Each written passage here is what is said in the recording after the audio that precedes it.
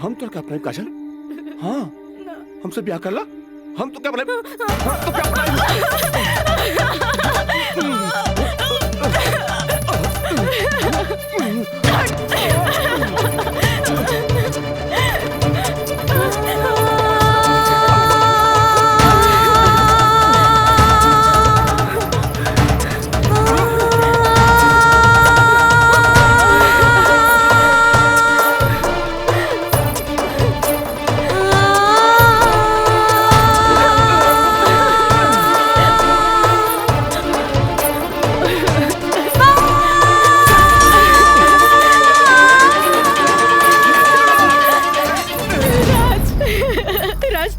तो क्या चल गए रे हमरा के छोड़ के। ई महंग तो और काजल के बर्बाद करेंगे चाहत रहे। तू बोलत काहे नहीं कि राज बोली ना। हम जहाँ भी गए रही तोरा का मतलब बा। और ये मयंक वैसे भी तोरा सारा के सारा सच्चाई बता देले होई। ये हमार बदला है काजल, बदला। प्रिंसिपल से शिकायत करके ते हमरा के पुलिस और कानून के धमकी तो दिला देले रहिस, पर अब ब्याहता बन के सुहागरात मनेले बाड़ी।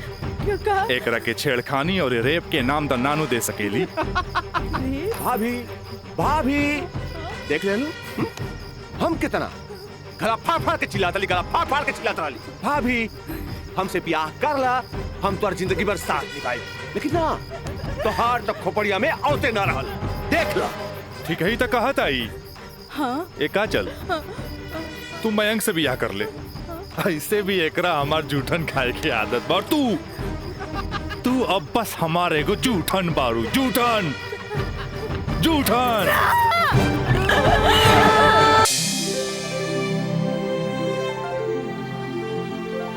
देखो छात्रों, विवाह के लिए किसी स्त्री को विवश करना, व्यभिचारित करना या उत्प्रेरित करना सेक्शन 366 के मातहत आता है।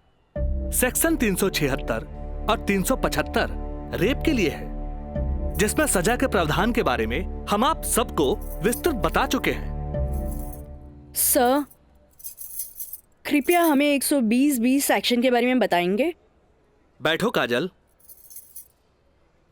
तुमने बहुत अच्छा याद दिलाया।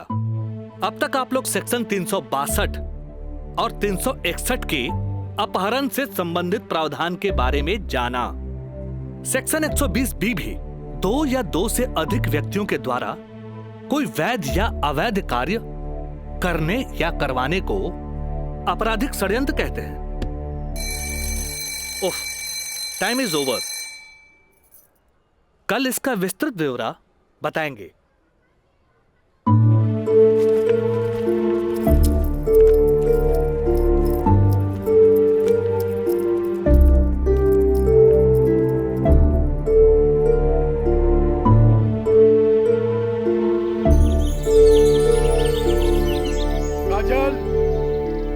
काजल, काजल, काजल। जी पापा।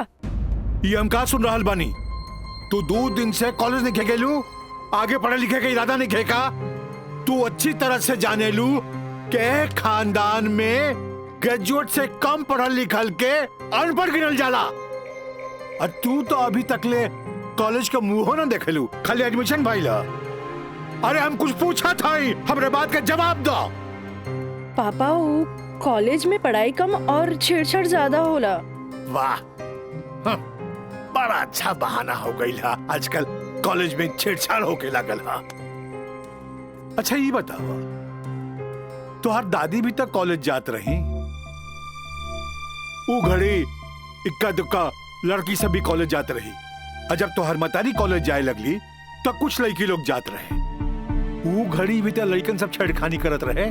और आजकल तो कॉलेज में आधे आध लड़कियन सब हो गई, तो तोरा के छेड़खानी के बहाना हो गई ला। कान खोल के सुन ल काजल, हमरा घर में पढ़ाई लिखाई खातिर कोनो बहाना ना चली, बुझलू? काल से तू कॉलेज जाइबू तो कॉलेज जाइबू, समझ लू कि ना? का समझ लू? ठीक बा, ये कि काल से हम कॉलेज जाए। गुड, ठीक है।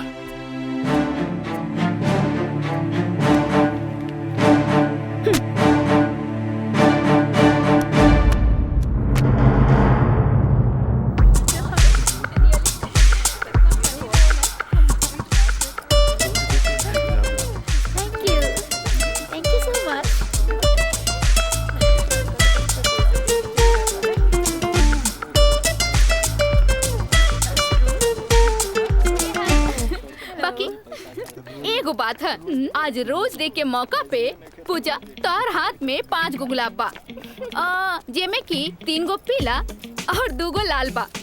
एकर मतलब तोहर 3 गो दोस्त और 2 गो प्रेमी है। और हमरा देखा, हमार हाथ में तो 1 गो गुलाब है, यानी कि हमरा चाहे वाला भी 1 गो है, जेकरा हमहू चाहिए। ओ एकरा के तो देखा, एकरा हाथ में खाली 2 गो गुलाब के फूल है पीला। हाँ तो ठीक बाना, हमरा के प्यार व्यार के चक्कर में ना रहे के। तू आपन देखा, हाथ में बंडल भर पीला गुलाब, माने कि प्यार ही प्यार बेशुमार। तोहरे के मुबारक हो। कितना प्यार के बेशुमार करत रहा तोहनी के, बाकी रोज डे के मजा तबे आई जब हमनी के प्यारी प्यारी सहेली काजल आई है। हाँ हाँ, काजल के बगैर तो तेरा रहले ना जाला। सही कहा था। अरे हाउ देखा, काजल तो होते बिया।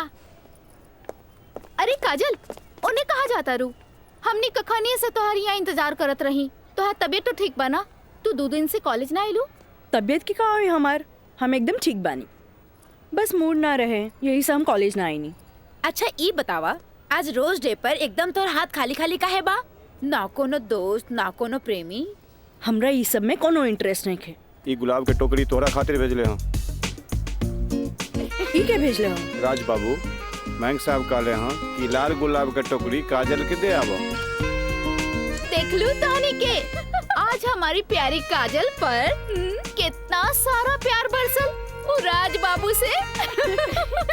लेकिन हम एक बात कही काजल, ई गुलाब के जैसन मुस्कुराइया, बाकी गुलाब के जैसन बनिया मत, काहे कि ई गुलाब के खुशबू एकर फितरत हा, तो मुरझाए लेकर किस्मत होला। तू ठीक कहलू प्रिया, ई राज के बच्चा के तो देखे के पड़ी। अरे देखे के पड़ी। ए भाई, मैच एकदम नजदीक आ गेल बा, बुझात नहीं खे कि हमनी के जीत पावल जाई, समझला? हे, हार के बात करे के बाद जो अपना ससुर घर, ससुर के नाती पहले ही हार के बात करता। ये देखा तारे, विक्ट्री है विक्ट्री, विक्ट्री हमनी का हो। अरे पिंटू, एकरा के बता कि हमनी जीतब की हारब? जब तक हमनी के टीम में राज बा, हमनी के केहू ना हरा सकेला। केहू ना हरा सकेला।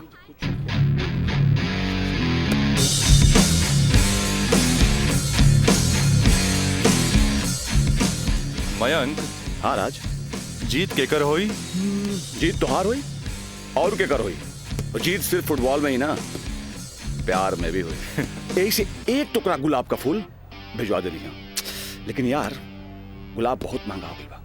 अरे 500 रुपया हमारे पॉकेट से लग गई। समझ गई नहीं तोर नौटंकी। ई ले 1000।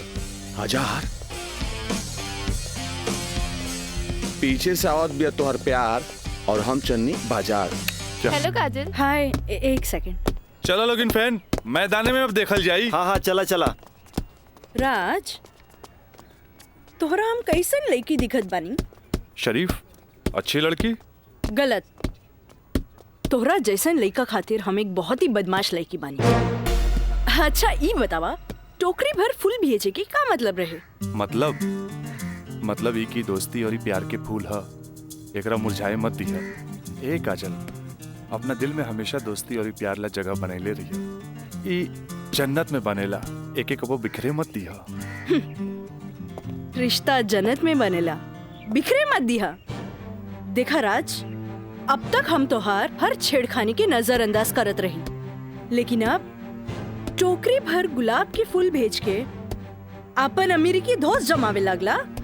तोहरा पता नहीं कि हमार बाबूजी कोर्ट में पेशकार बाड़े और उनका वास्ता रात दिन गुंडा मवाली और पुलिस से होत रहेला, और ई भी जानला वो गुस्सेल भी जरूरत से ज्यादा बाड़े।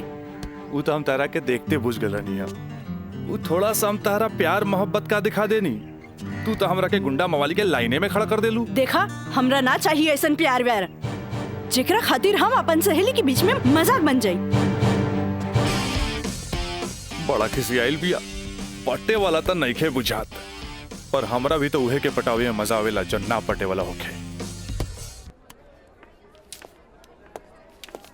पेशकार साहब। अरे मिथिलेश, बैठा बेटा। Thank you. पेशकार साहब, हाईली फाइल। अगला हफ्ता के हर केस के तारीख पूरा ब्यौरा के साथ तैयार कर देनी। हाँ भाई वाह, एगो साइंस के स्टूडेंट होके तू सिविल कोड ज्वाइन केला, हमार फाइलो तैयार कर देला जी। मिथिलेश, जब से तू यहाँ पर ज्वाइन कैला हमार कुल काम आसान हो गया। एगो बात कही सर, हाँ रउआ अखिलेश आ हम मिथिलेश, राउर काम के तो डंका बजिए रहल बा। अब हमरो तो कुछ सेवा करे दी। जानी ले, एमे हमरे फायदा बा। एगो क्लर्क होके हमरा फ्री में पेशकार के अनुभव मिल रहल बा।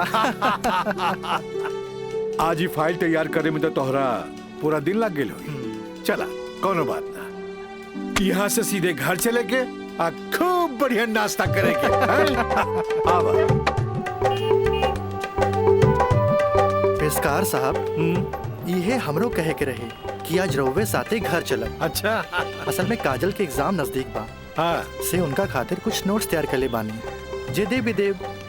अच्छा अच्छा अच्छा, तो यही से काजल के फोन आए रहे कि आज लिट्टी चोखा बनौले बानी। मिथिलेश बाबू के भी साथे ले ले आई है। जी। ठीक बा, चला चलिए।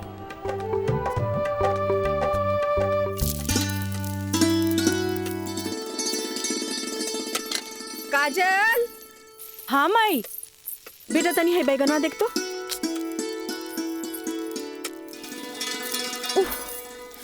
तोर भरता बन जाए ना, तनी दोनों जने के प्लेट में डाल के दिया। ठीक बा माई, तबले हम चाय लेके आवा तनी। ई लिए लिट्टी चोखा।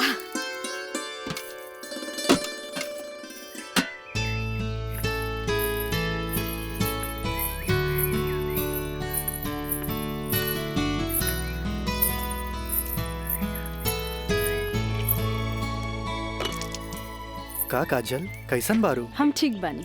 नोट्स लेनी की ना? अरे कैसे ना लेती, तहरा हाथ के पंजाबियन के भी फेल करे वाला बैंगन भरता जी खाए के रहे। ठीक कहला मिथिलेश, अपने काजल के हाथ के बनावल भरता के कारण ही सगरो रिश्तेदार के आवन जावन लागल रहेला जी। वरना ये मोबाइल त रिश्ता नाता के अलगे ही कर देला सर। जी बिल्कुल सही कहनी। काजल, हाई ला अपन नोट्स। हमार अंदाजा है कम से कम इमे से 2-3 सवाल तो जरूर आई। अरे खा भी मिथिलेश, लिट्टी ठंडा हो जात बा। जी।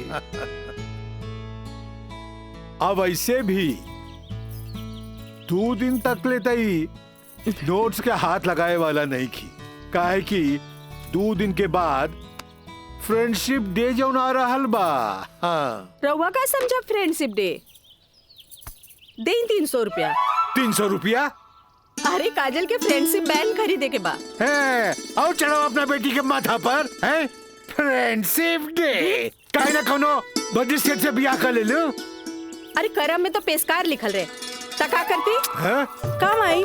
हमार बाबूजी की कम समझेलू, मजिस्ट्रेट तो आइला जाइला, बाकी हमार बाबूजी की तो सारा जिला जवार जानेला। का मिथिलेश बाबू? हाँ हाँ बिल्कुल ठीक कह लू। ये दोस्ती हम नहीं तोड़ेंगे, तोड़ेंगे दम मगर तेरा साथ ना छोड़ेंगे।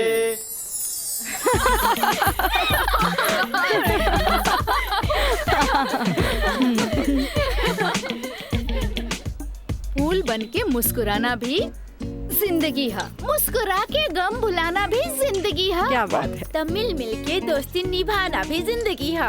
अच्छा, हमने के दोस्त तो बरले बानी, बाकी तू कैसन दोस्त की बात कर रहल बाड़ू? ई हमरा समझे में ना आइल। सपना, तू समझ लू का? ना, हमरा तो बिल्कुल ही समझ में ना आई। वही तो। ई का समझी, बाकी हमरा समझ आ गई। कहा तो बता दी। अरे बताओ बताओ। दोस्ती हर चेहरा के मीठ मुस्कान होखेला, दोस्ती ही सुख दुख के पहचान होखेला। वाह वाह वाह। अगर रूठ भी जाए कोई दोस्त त दिल पे ना लेवे के, काहे की दोस्ती त सुख दुख के पहचान होला। और हमार मानना बाकी अगर कोई सच्चा दोस्त रूठ जाए तो ओकरा के त मना लेवे के चाहिए। बिल्कुल सही। बाकी हम एक कर जरूरत ना समझी, काहे कि बुरा दोस्त कोयले के समान होकेला, गरम होके तो हाथ जला देवेला और ठंडा होके तो हाथ काला कर देवेला। बड़ा आए दोस्ती समझावे वाला। तू लोग सुना इनके प्रवचन, हम जाते अरे नहीं। तरी रुका था।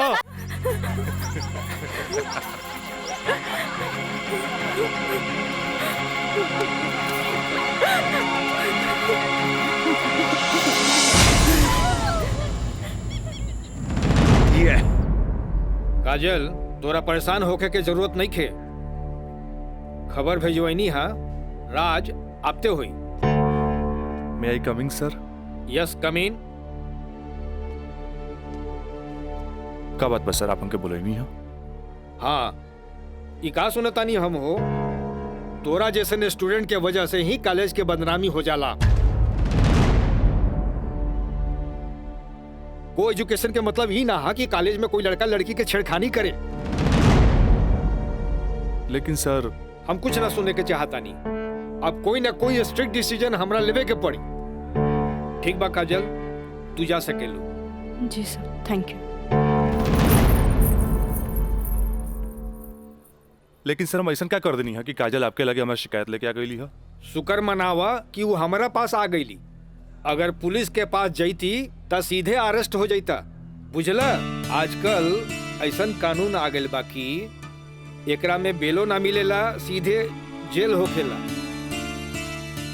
बाकी सर वहाँ और भी तो लड़का लेके रहे। हाँ, अरे ये तो हम कहे के चाहत नहीं तोहरा।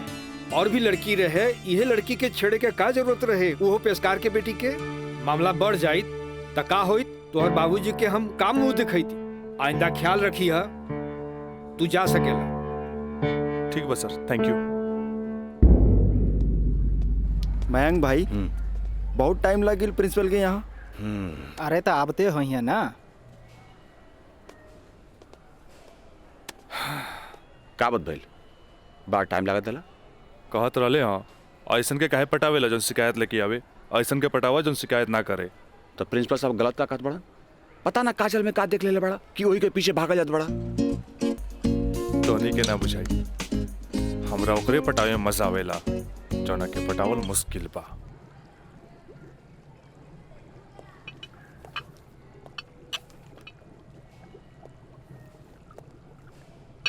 क्या हो रहा है? जी सर। ए पिंकी, हाँ रिटन एग्जाम तो बढ़िया गए, बाकी लागत है कि प्रैक्टिकल तो हमरा ले डूबी। हमरा तो बहुत बढ़िया बा। बस एकरा में से नापे के बा और ए में लिख लेवे के बा। अच्छा बतावा, का करी? इसमें का डाली? एकरा में ई एसिड डाला। ये? हाँ पक्का? हाँ।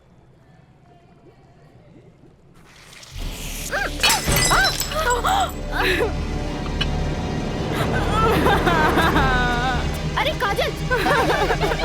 काजल, where are you going? What happened?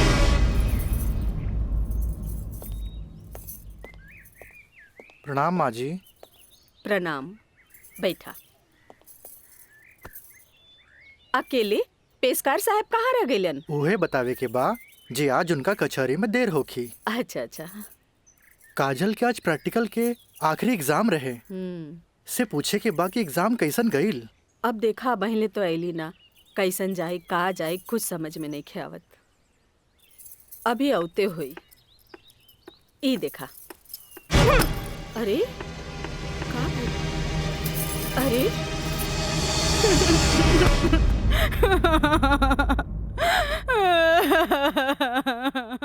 काजल, काजल, ए काजल, का भइल? अरे हमनी के अनदेखी करके यहाँ के रोवे लगलू। अरे का भइल? परीक्षा तो ठीक से गई ना? अरे बोल। प्रैक्टिकल खराब हो गए, एन वक्त में टेस्ट बुक टूट गए। हम फेल हो जाए माई, हम फेल हो जाए। अरे का काजल, तू तो बड़ा जल्दी निराश हो जाली। अब केमिस्ट्री थ्योरी में जहाँ तक हमनी सोचले रहनी, कम से कम तोहरा के 40 मार्क्स तो मिलबे करी। अब प्रैक्टिकल में मार्क्स नहीं मिली तब पास होके से के रोकी? बाकी मिथिलेश बाबू, हम तो प्रैक्टिकल में छोड़ के आ गए नहीं। अरे तो का भइल? इन्विजिलेटर 0 ही दिहन ना, इतना हदीर काहे होत बारू? हाँ, एग्जामिनर अगर एकरा के इशू बना ले, अब माइनस मार्किंग करें, तब बे फेल होए के बात हो सकेला। अरे तो रो रो के हलकान भैला से कपास हो जेबू। ई देखा था, जा मुँह धो, भगवान सब ठीक करिए। जा का ठीक करिए। अरे अब कहा होई कुछ समझ में नहीं क्या, कुछ ना बुझाता हमरा के। माँ जी अब रहुआ परेशान मत होई, एकर थ्योरी पेपर बहुते बढ़िया गईल हा। अरे तो तुहार गाइडेंस रहे तबे ना। अरे साइंस के स्टूडेंट रही त गाइड कर देनी, एमे का। ता ठीक बा, अब तू ही समझावा ओकरा के। ठीक है। आई लघु हो जा चुप। भैया एक सैंडविच लाइए। हाँ हाँ ले।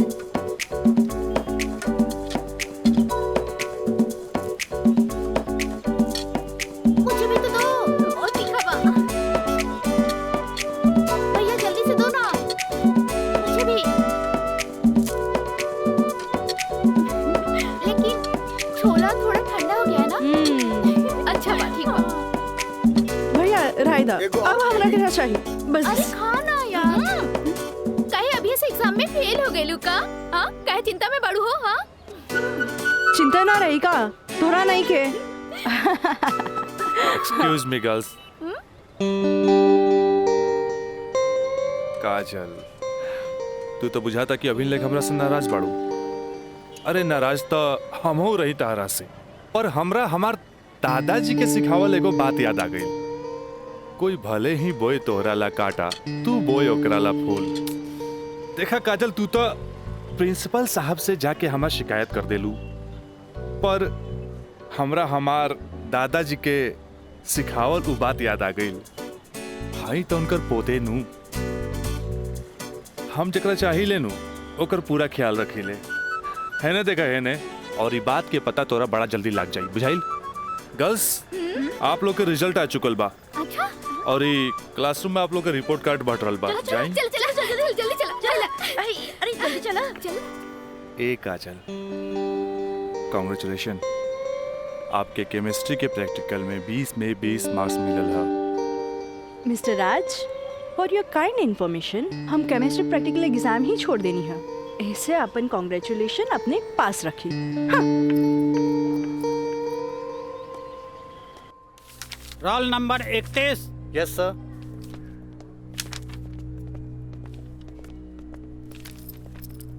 Roll number 32। Thank you sir.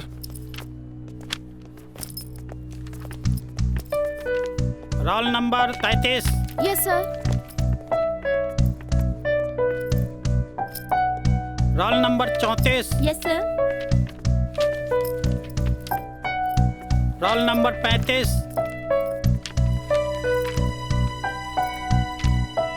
Roll number 36।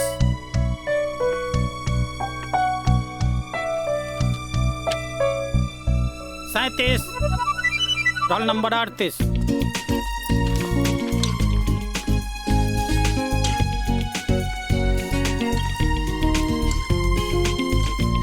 है ना? देखा है ने, और ये बात के पता तोरा बड़ा जल्दी लग जाए, बुझाइल?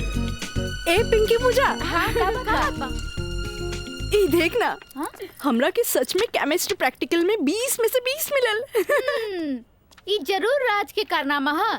काहे कि ये इन्विजिलेटर शर्मा जी ओकर बंगले पे तो ठहरल रहलन। ओह हाय मैं मर जावा। अगर तोहरा जगह पे हम रहती ना तो राजा के तो रानी बन जाती। जा बन जा। तारा के देख के ना एगो बात याद आ गई। या कहे धिया धिया, धिया कहे चिया चिया। एक हाउआ जौन तहरा पे जान छिड़केला, और एगो तू हा जौन एकरा के ठेंगा दिखावत थिया। अच्छा चला चला, हम तो परीक्षा में पास हो गए नी, ये हमरा खातिर बहुत बड़ा बात बा। पापा देखिए तो बहुत खुश हो जाइए हैं। हाँ चला चला चला।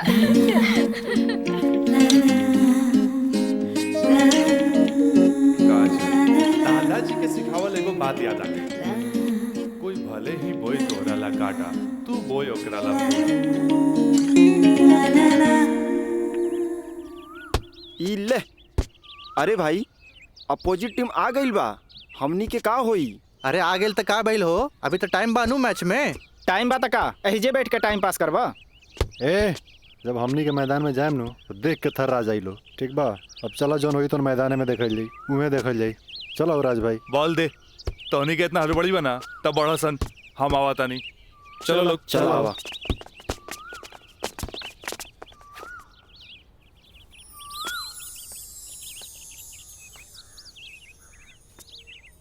सुनो,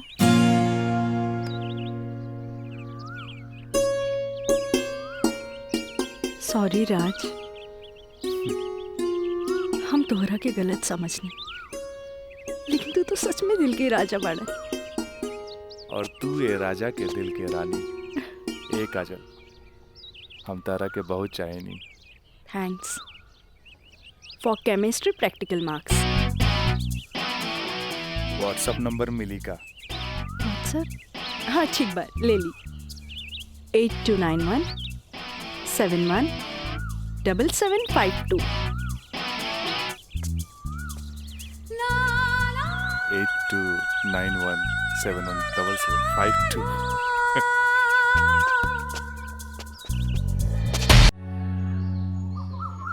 अच्छा ये बताओ यार कि तो हम लोग का प्यार, मतलब हाँ प्यार कब से चला था? काजल, बताओ ना। बाय।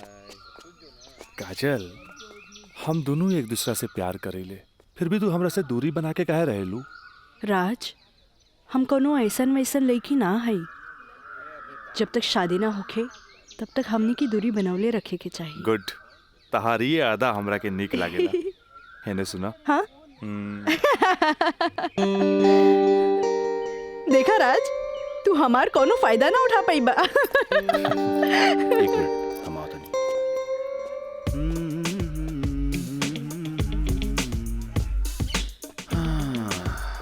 राज यार एगो बात बताई। काजल अब यार हमरा के भी अच्छा लगे यार। हम एगो बात बताई। तू हंसुआ के बिया में खुरपी नियन गीत मत गो। वो तो और भाभी लागी।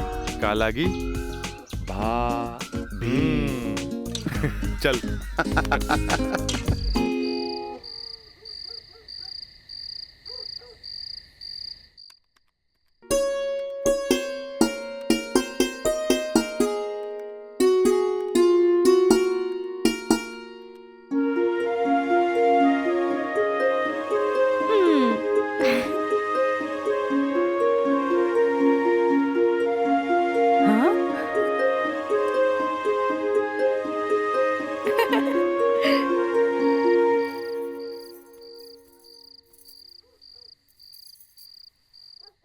घर के सब काम निपटा ले लू? हाँ। ब्लड प्रेशर के ई लोसर एज खात खात रउआ के सालन बीत गए। अरे एक बेर डॉक्टर से पूछ लेती कहीं गोलियां तो ना चेंज करे के बा। एकर साइड इफेक्ट भी होला। एक बेर हमार बाबूजी के पैर ऐसे ही सूज गए रहे, जब गोली चेंज भइल तो एकदम ही ठीक हो गइल। तू हमार कितना ख्याल रखेलू? अच्छा ये बतावा, तू अपन थायराइड के गोली खा लू कि ना? अरे कहाँ खाइला, 3 दिन से तो वो खत्म हो गइल बा। का गोली खत्म हो गई? तू हमरा का बतैलू ना कि गोली खत्म हो गई? चाहे तू मरबू, तू एक दिन जरूर मरबू। फिर हमरा से ये ना कहिया कि हमार ख्याल ना रख ले। अरे जब मरिए जाए तो कहा बोला? तब तू का चाहेलू? हम जिए थे जी मर जाएं? हैं? दहाइला, आज के बाद हम हो दवाई ना खाई। राउर पारा चढ़ गई। हाँ? तलवा के लहर माथा पर चढ़ गई। अरे तलवा के लहर माथा पर ना चढ़ी तो क्या हुई?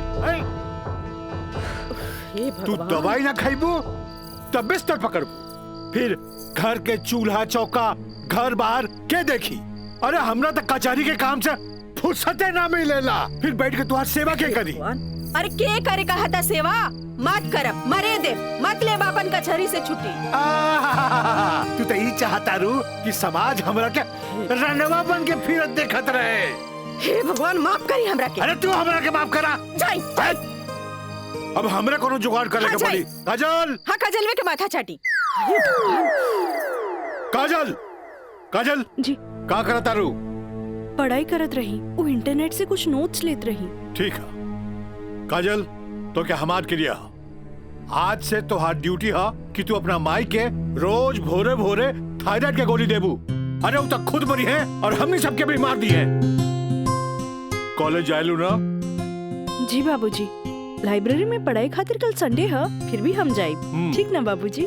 Good, very good. ऐसा ही पढ़ेगा चाहिए, तब तरक्की कर लो।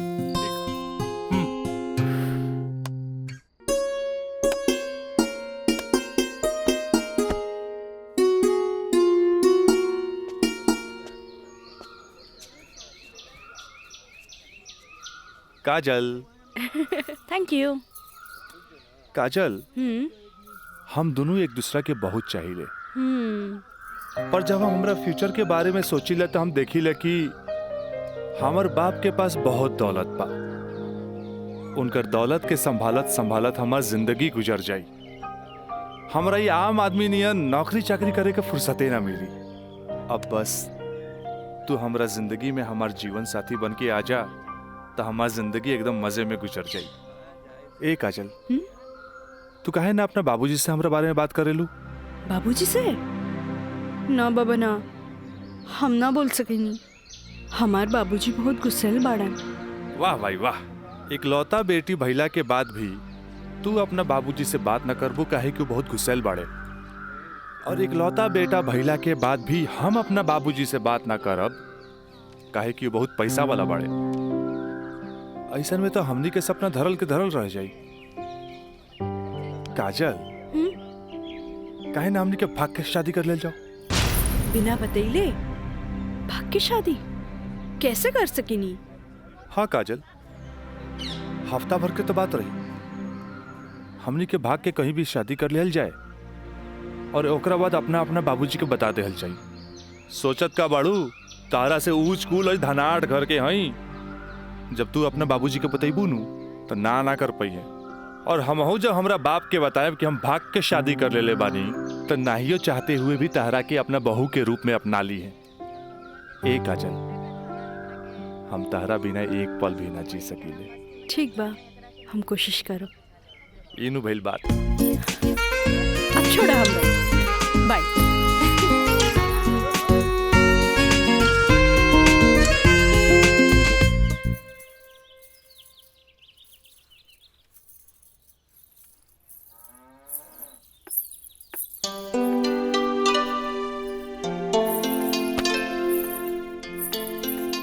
काम आई तोहरा से आराम नहीं के होत का? जब देखा काम का सिर्फ काम ही करबू।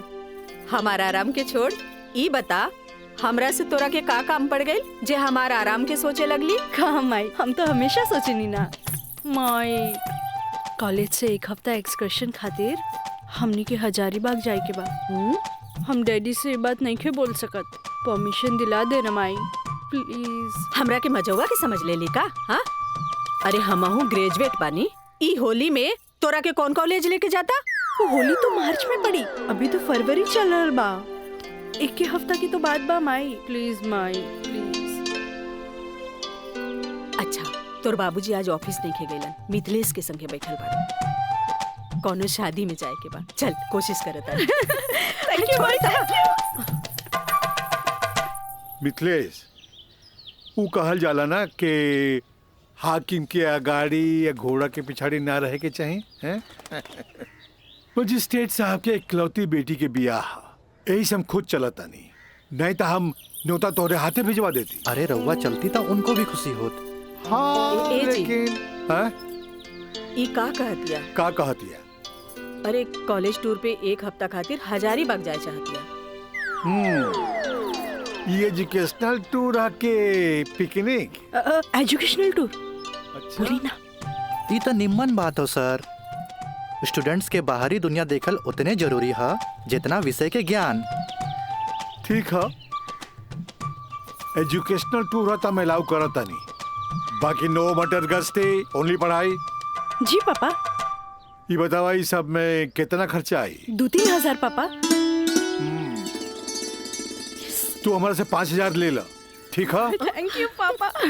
चलो तू हमरा के दिखावा कि वो न्योता के कागज तैयारी कर ले बाड़ू। चलो मिथिलेश, हम आवत हैं, बैठो। जी सर जी।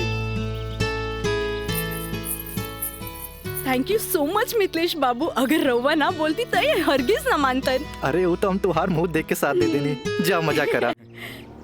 कैसन लागल? वाह, सो ब्यूटीफुल। ये कहाँ लेके आ गई ला? पहले चला था तब ना पता लगी। उतरा। अरे स्टैंडवा कहाँ चल गई?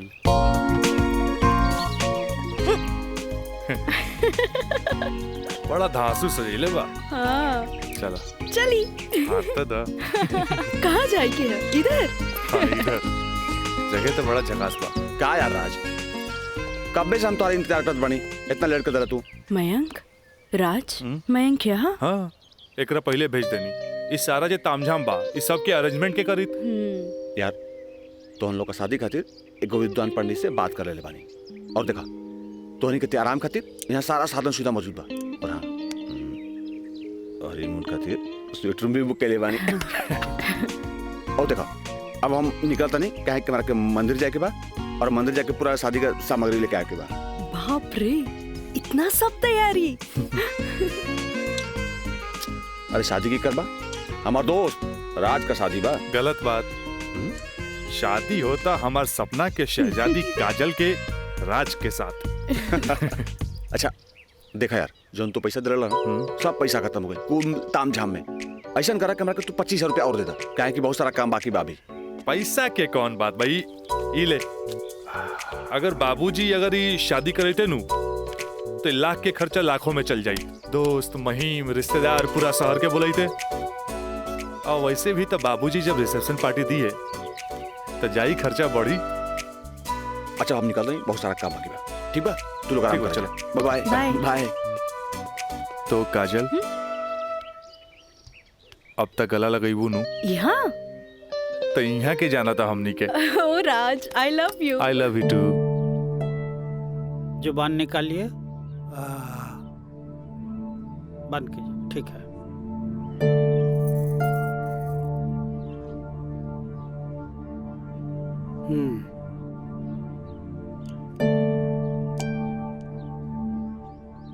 सांस लीजिए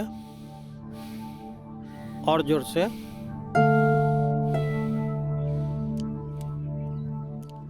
घबराए के कोई बात नहीं है। ऊपर के बीपी थोड़ा बढ़ गई है। अच्छा। से लागता कि काम के प्रेशर ज्यादा बा। जी नया मजिस्ट्रेट आइले हाँ, से कुछ ज्यादा ही फाइल इनके हवाले कर देले हाँ। ठीक है, ठीक हो जाई। अभी आंख लगल बा, सोए दिन का के। और हाँ, पानी पियावल करी, काहे कि पानी पियला से पेशाब यानी यूरिन पास हुई तो रिलैक्स हुई है। जी जी बाकी दवा वही चली। जी डॉक्टर साहब। जी डॉक्टर साहब, हाईली अपन फीस। ई का करतानी, जे आदमी पेशकारी में हमरा से कहियो फीस ना ले ले, उनका से हम फीस ली रह दी। डॉक्टर साहब थैंक यू, थैंक यू। प्रणाम डॉक्टर साहब।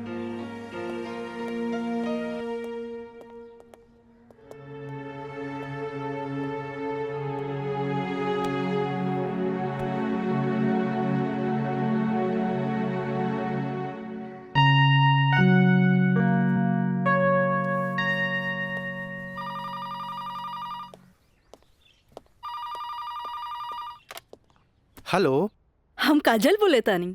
हाँ काजल बोला, कैसन बारो? माई बाबूजी कैसन बाड़न? बाबूजी के तबीयत खराब बा। बीपी बढ़ गई हा, से सुतले बारन, उठाई का? हाँ, नहीं छोड़ दी, यहाँ सब ठीक बा। आप कैसन बानी? हाँ हम तो ठीक बानी। माई के बुलाई का? ना, रहे दी, आके हम सरप्राइज दे। Okay bye. Okay bye. केकर फोन रहे? काजल के। अच्छा वहाँ के ठीक बारी। अच्छा खोज खबर लेत रही। अच्छा माँ जी, हम चलत तानी, सांझ के फिर से आ जाए। ठीक बा।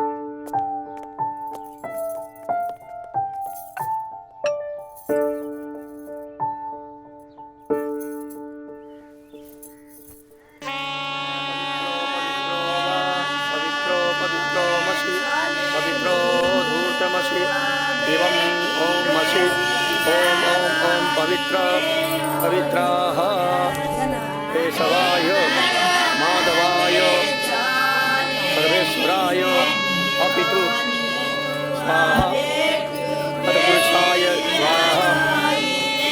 ओम नमः स्वदन्ताय सहस्राक्षाय सहस्रपदे पूर्वशे पवित्रमशे सर्व ऊर्ध्वमशे चन्द्रमशे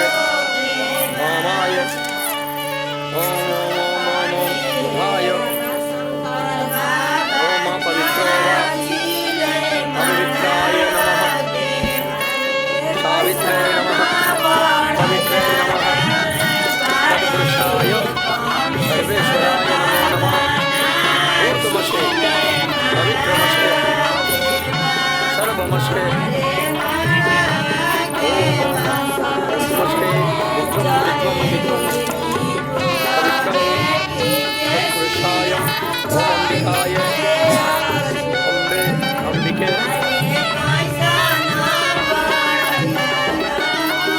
राजनाय राजाय नमो नमो नमो नमो विवाह संपन्ना भवतु।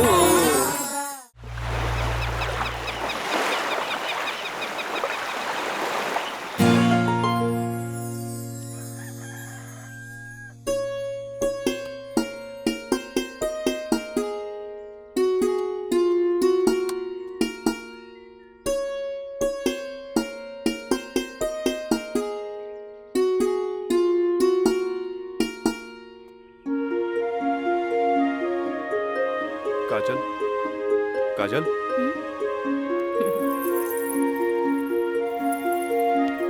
Good morning. Good morning.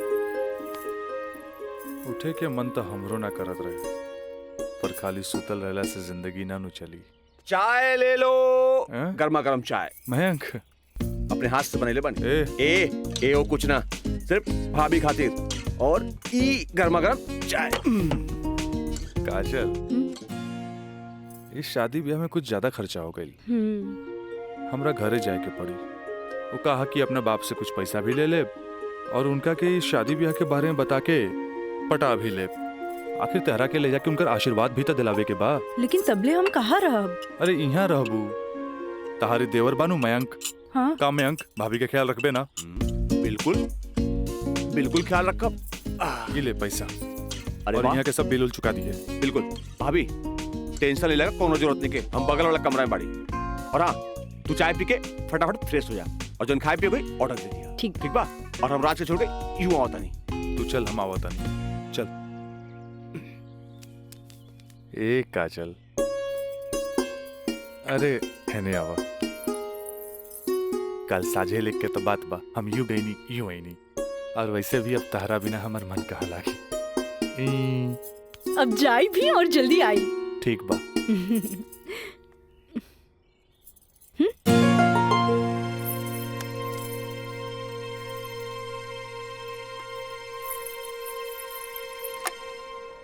Hello. हाँ, अरे देख रही हो कि मैं ऑफिस में हूँ, कितना काम पड़ा है, कितनी फाइलें पड़ी हैं, और तुम हो कि ये ले आइएगा वो ले आइएगा। हद कर दिया तुमने यार। मैं कम इन सर? कम इन कम इन। अखिलेश बाबू कैसन बाड़न? जी बीपी तो कंट्रोल में हा, बुखार के वजह से थोड़ा कमजोरी आ गई हा, यही से शुक्रवार तक की छुट्टी की अर्जी दे ले हा। कोनो बात नहीं के, दिन रात काम करे वाला आदमी के अरे थोड़ा बहुत आराम तो चाहिए ना। जी कह दिया ऑफिस के चिंता न करे जी। जब वो ठीक हो जावे तबे ऑफिस आवे। ला एकरा के फाइल में लगवा दे। Thank you sir.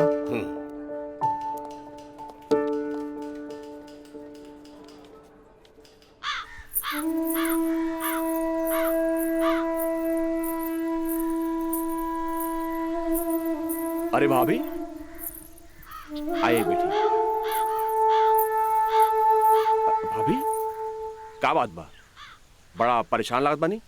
हम राज के फोन लगा लगा के थक गए नहीं। कभी डेड टोन मिले था तो कभी आउट ऑफ कवरेज एरिया। तोरा पास उनकर कोनो लैंडलाइन नंबर बा? ना भाभी, और हम उनका दोनों नंबर फोन लगा के थक के हार के बैठ गई। हैरानी की बात तो ये बाकी कि गैला के बाद ना कोनो खबर, ना कोनो कॉल, ना कोनो मैसेज। भाभी तू टेंशन मत ले, हम अपने को दोस्त के भेजले बानी और जैसे ही खबर मिला था सबसे पहले हम तोरा के बताई। ठीक बा, हम अपन कमरे में बानी। अरे भाभी घबराए कोनो बात नहीं की, हम बानी ना।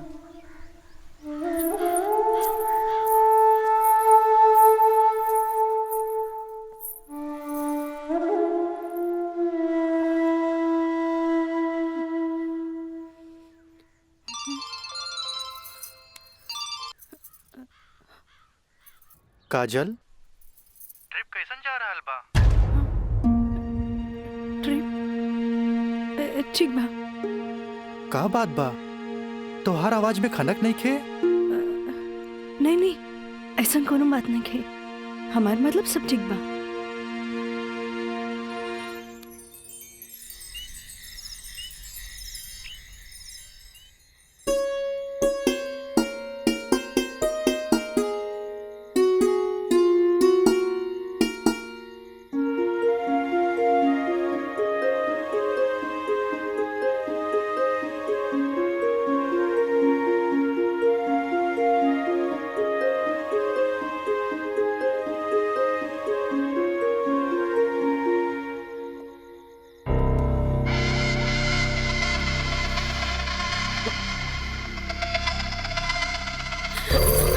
देवर जी, मयंक, ये क्या बदतमीजी है? चल जाइए यहाँ से, वरना राज के बता दे।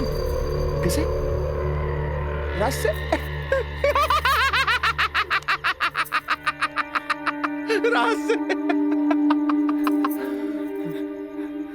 वो भाग गए? हाँ? आवेला नहीं खे? हाँ? तोरा क्या पता? हाँ? ये भी कुछ हो रहा बना? सब ओकरे प्लान के तहत हो रहा बा। वो तो तोरा के भोग के और भौरा जैसन चूस के भाग गए। काजल, पता बा, जब तो के पहला बार देख ली तू पहली नजर में हमके पसंद आ गई। हाँ, हम तो के दिल से चाहे लगली। काजल, आज दिल से चाहे लगली। तुझे कहा तारा कौन सच बा? सच ना, 16 आना सच बा। ये बात हम तुझसे बहुत पहले बता देती, लेकिन क्या करी, ये मेरी और मेरी हमार मुंह बन के तरस। देखा, तू गरीब, हम गरीब, हम तो क्या अपने काजल? हाँ, हमसे ब्याह कर ला, हम तो क्या अपने,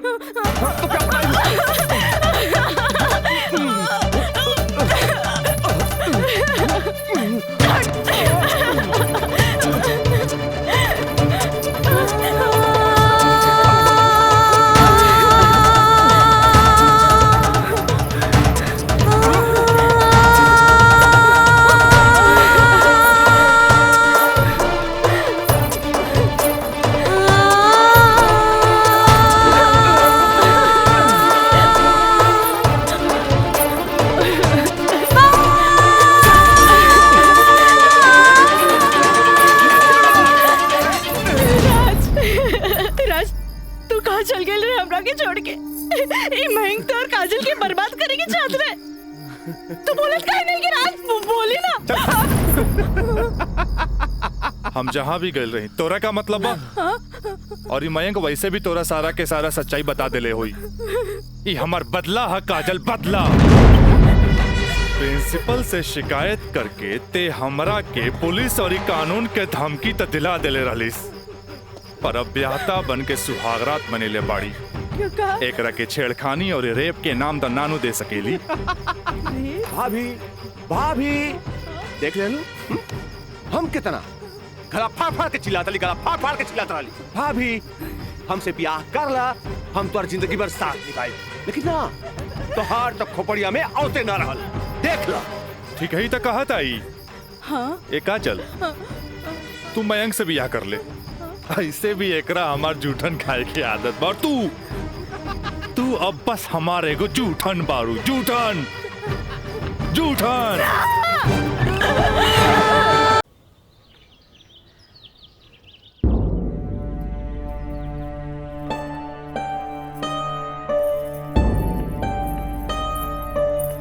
काजल, काजल, काबिल मई बाबूजी के। अरे ये ठीक बाड़न, दवाई खा के सुतल बाड़न। रुका, हम उठा देता नहीं। ना मैं रह दे, आराम करी दे।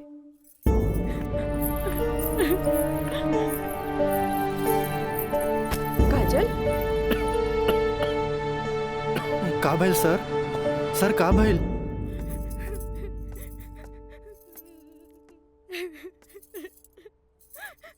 काजल,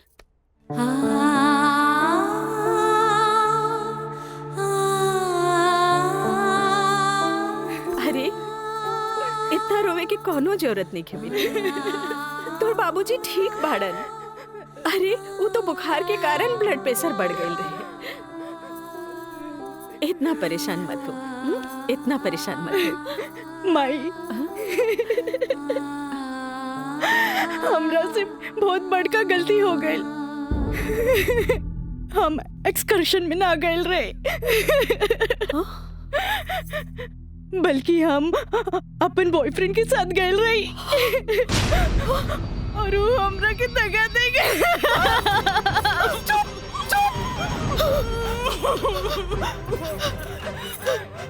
सच सच बता, सच सच बता, कहाँ भाई?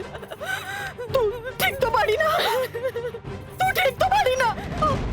हम ठीक तो ना बानी माई। माई तू हमरा के एक वचन दे कि तू हमरा से दोबारा कुछ ना पूछबे। जो भाई बहुत गलत भाई, बाकी हम अपने आप के ठीक कर ले माई, अपने आप। काजल,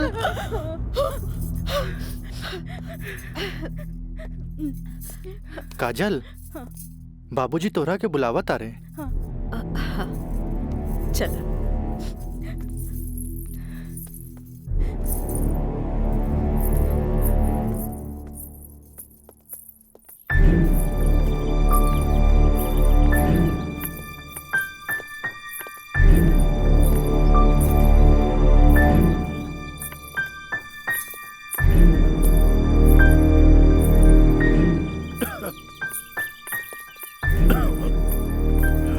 प्रणाम बाबूजी।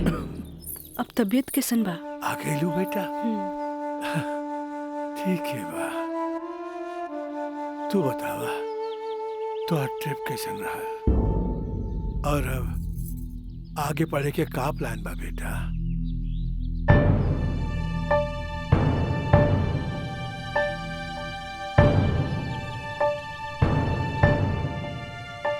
बतैलू ना बेटा? पापा हम वो साइंस ना पढ़ के लॉ पढ़े के चाहता नहीं। तो ओकरा में का बात है बेटा? विषय कोनो खराब ना होखेला, पर जरूरत है तो ओकरा में अच्छा करेगे। अगर तू लॉ ज्वाइन करे के चाहता रहे तो लॉ ज्वाइन कर ला।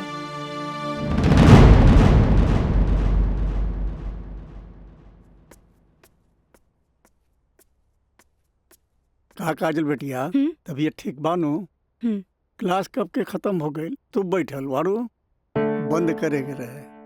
हाँ काका, रूम लॉक कर दी। हम तो बस ऐसे ही बैठ गए रही। अच्छा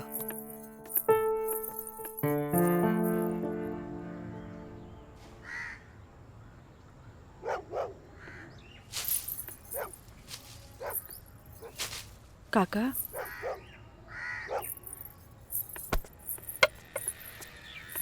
अरे बिटिया तू फिर आ गेलू? अरे हम कई साल से देख रहल बानी कि हर 3-4 महीना पर तू आ जालू। पर बिटिया राजा तोहरा से नइखे मिले चाहता। वो बड़ लोग हवन, उनकर जिंदगी में तारा जैसी लड़की की कीमत चाय के कुर्बा के बराबर हा, जे पी के फेंक देवलन। काका तोहरा का लागता कि हमें को फिकल कुर्बा है? नहीं बिटिया नहीं, ऐसे बात नहीं की जी। हम देखिला से बताइनी बिटिया, हम उनकर घर के नमक खैले बानी। फिर भी जब जब तू आयलू हम उनका बताइनी, पर राजा बाबू है कि एक कान से सुने ना और चल जालन। पर बिटिया हम वहां के नौकर हैं, फिर भी अगर हम तारा काम आ जाए ना तो हम अपना एक बहुत खुश नसीब समझब। काहे कि तू जब जब आवे लुनू हमारा देखल नहीं जाला बिटिया। काका अब की बार उनसे कह दिया कि काजल आखिरी बार आयल रहे, एगो घड़ा रहे जेकर पानी ऊपर तक भर गई।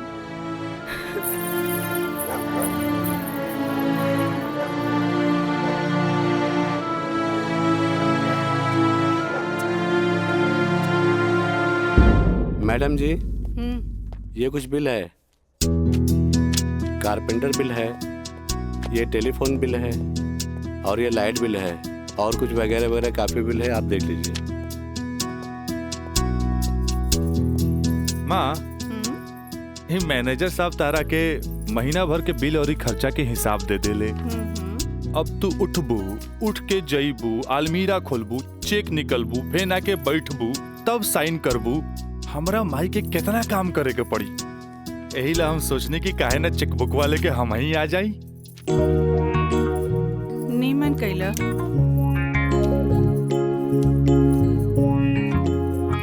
अच्छा, तो तू एम्मा अपन 50,000 का चेक पहले से भर ले बाड़ा। तभी तो हम समझे कि माई के इतना मस्का काहे के। माई, अब तू ही बताओ कि इतना अमीर बाप के लड़का हई तो दोस्त महीन के टाइम टू टाइम पे पार्टी तो देहे क्यों पड़ी। ना देव तो हमरा बाप के ना कट जाए की ना। का मैंने सब बिल्कुल राजा बाबू। जी ले अपन बाप का ना कोच कर। इनु भइल हमरा दुनिया के सबसे बेस्ट माई वाला बात। Love you Mai. मैनेजर साहब। जी मैडम। इस सब रसीद आप एक साथ पूरा बिल कह के हमरा के दें। हम एक एक गो चेक काट देते हैं। जी मैडम। ठीक है। जी मैडम। हमरा ई बात के बहुत खुशी बा कि रउआ लोग हमार ग्लोबल कंपनी में इन्वेस्टमेंट करे के चाहता नहीं। ये हमरा खातिर बड़ खुशी के बात बा। बाकी हमरा भी कुछ देखे के चाहिए ना कि हम दिन दुगना रात चौगुना करके रउआ लोग के पैसा लौटा दे ताकि मार्केट में हमार साख बनल रहे। Of course. Excuse me gentleman. बाबूजी। हाँ। आप हमरा से वादा कैले रहनी कि आप हमरा नया कार किन के देब। अब हम खटारा हम ना चलाएं, बुझाइल नु। I want new car, okay? Yes, Raja is right. I am witness. Okay, I will buy car for you. Thank you sir. हम चलता नहीं बाबूजी। तो ठीक बा, रउए कार खरीदा दे। बाकी राउर कार की खर्चा कंपनी के इन्वेस्टमेंट पे दिखावल जाए। Okay, thanks. जेपी साहब, आपका बेटा तो हीरो लगता है। आखिर बेटा के करा हमरे नु। अरे यही तो उम्र में ऐश करे के।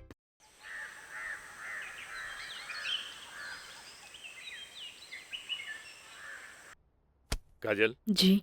तारा के देख के हमें 4 साल पहले का काजल याद आवतिया। याद है तारा के? मिथिलेश के साथ डरत डरत तू हमरे चेम्बर में आ ललू लॉ कॉलेज में एडमिशन खातिर हैं? ई कानून के पढ़ाई कैसे एगो लड़की के बहादुर और समझदार बना देवेला।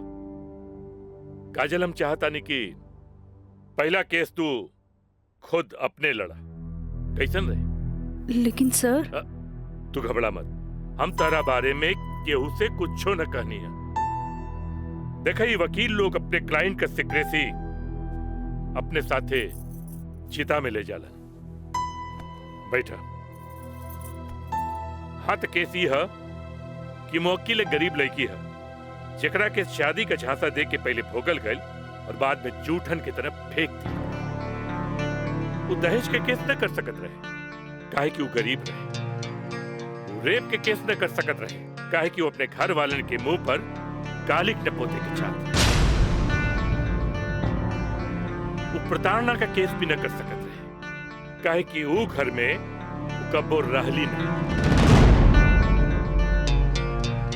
अब वही मुवक्किल का केस तो के लगे। अब वही गरीब लड़की का केस एक पढ़ा लिखल समझदार वकील के लड़ेगी। काजल, हमरे नजर में तू एक मर्द लड़की बाड़ू। हमें फक्र बा कि तू हमारे असिस्टेंट बाड़ू। आई एम प्राउड ऑफ यू बेटा। जी सर, थैंक यू।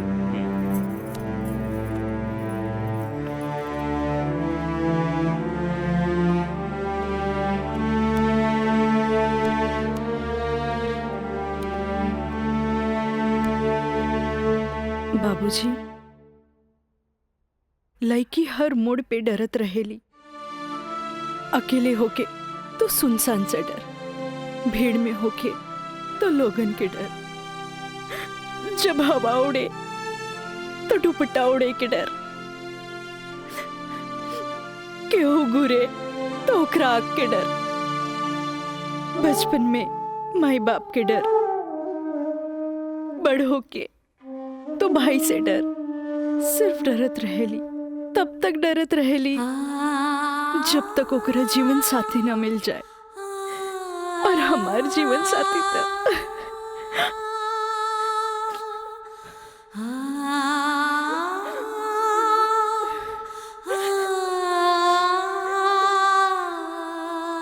बाबूजी,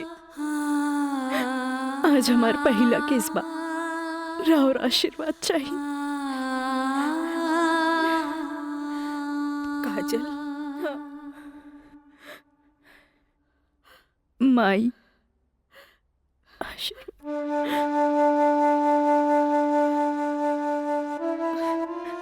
तोहरा के वचन तो हम दे चुकल बानी, कुछ ना पूछेंगे। बाकी जौन काम में तू लगल बाड़ा, हमारा आशीर्वाद बा तोहरा के कामयाबी हासिल हो। चल।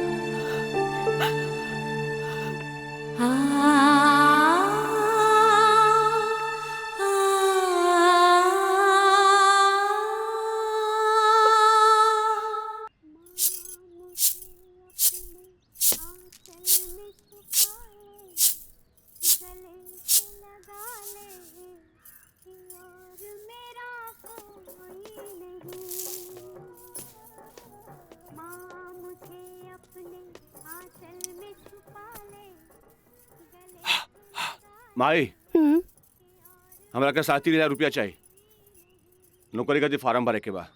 का है वो तुहार दोस्त राजा, वो ना करेगा तोरी मदद। भाई अब हमारा के केहू को मदद की जरूरत नहीं की, खुद नौकरी करे के बा, कमाए के बा, कुछ बने के बा। यही तो हम कहा था नहीं, उम्र हो चलल, नौकरी ना करबे तो कौन बाप अपन छोकरी तोरा से ब्याही। हमरा का, हमार जिंदगी के का, आज है कल ना रहे, फिर बहुत हो गया भाई, चल पैसा दे। दे पैसा, तोरा से मुंह लगाए बेकार है। पैसा पैसा पैसा। हाँ हाँ दे। देता नहीं।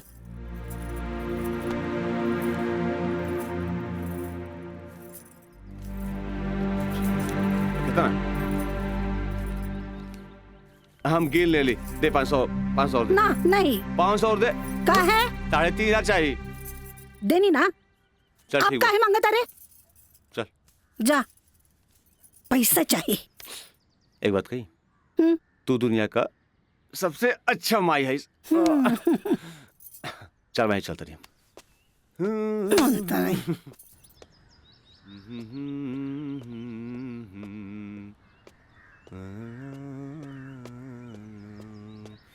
मयंक,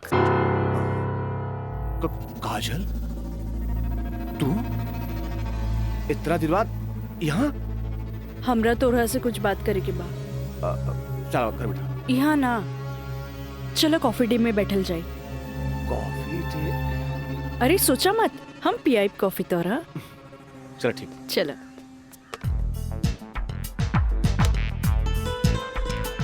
इला। Thank you. पिया ना।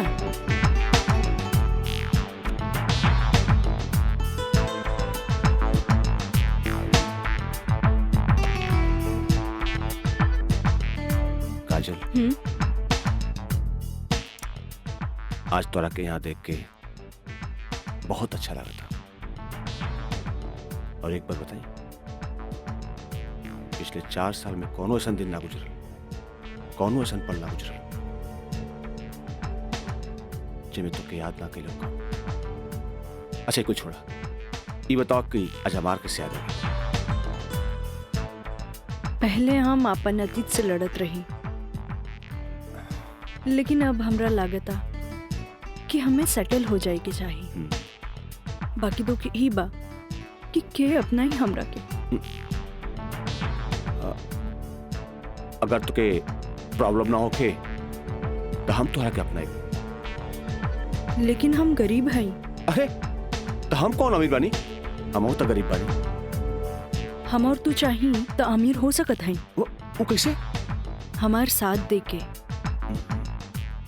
जिंदगी भर साथ दे, ऐसे ना, प्रॉमिस करा।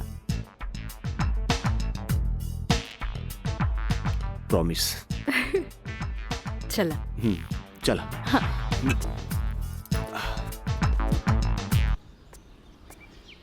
मिथिलेश जी, कोनो देर तो ना भइल? अरे ना बाबा, पहले ई बतावा भइल का। मयंक से साथ देवे की वादा ले लेनी है। अब तू अपन मिशन में कामयाब जरूर हो जाएगी। आगे देखी, लेट्स गो। सुनी, एगो बात कही, सब कुछ जानला के बाद भी आप हमें हेल्प करत हैं, ऐसे हम कबो ना भूल सके। पहले तो ना, पर अब सोचे लगनी है कि जिंदगी के हर लम्हा में आपके जरूरत पड़ी। चल आप चली, तोरा घरे छोड़ दी।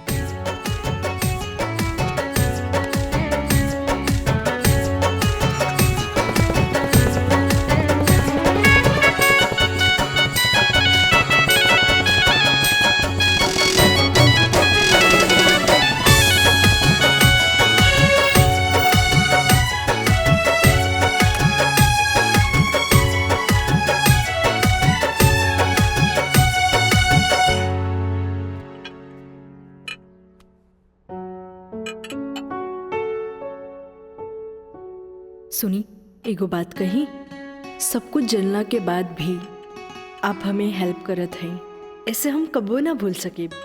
पहले तो ना, पर अब सोचे लगनी है कि जिंदगी के हर लम्हा में आपके जरूरत पड़ी। खाना लगा दी? ना भोला, आज तक ऐसा ही पेट भरल है। आज ना खाई बपने? ना। ठीक बा।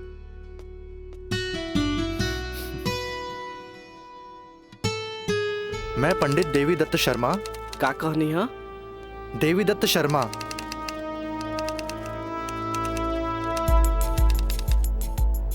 सत्रह मई के भाईल। अच्छा भैया तनी जल्दी करी, देर होता। दी।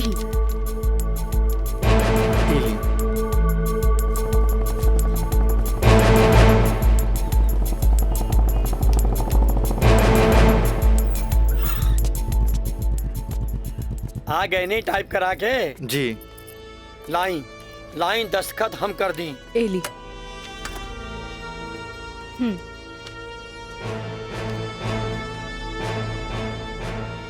जय गणेश।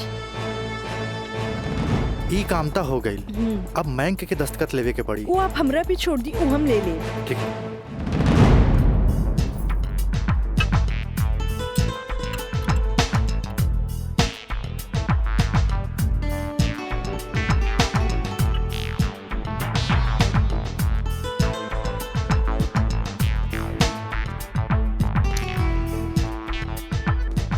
हेलो। हाय।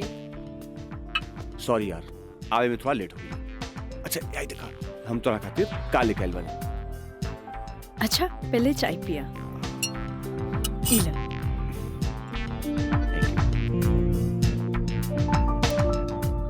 अंगूठी सोना के? हाँ। वो है इतना हल्का?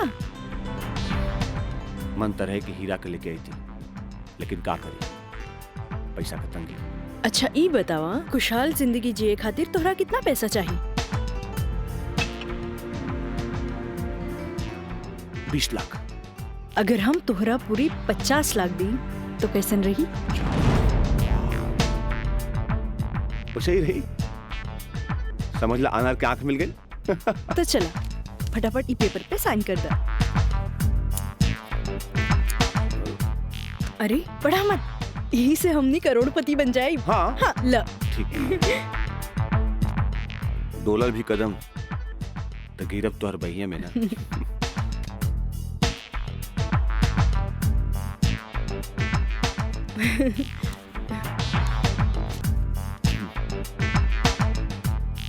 आज से हमनी का नया जिंदगी का शुरुआत। रोमांटिक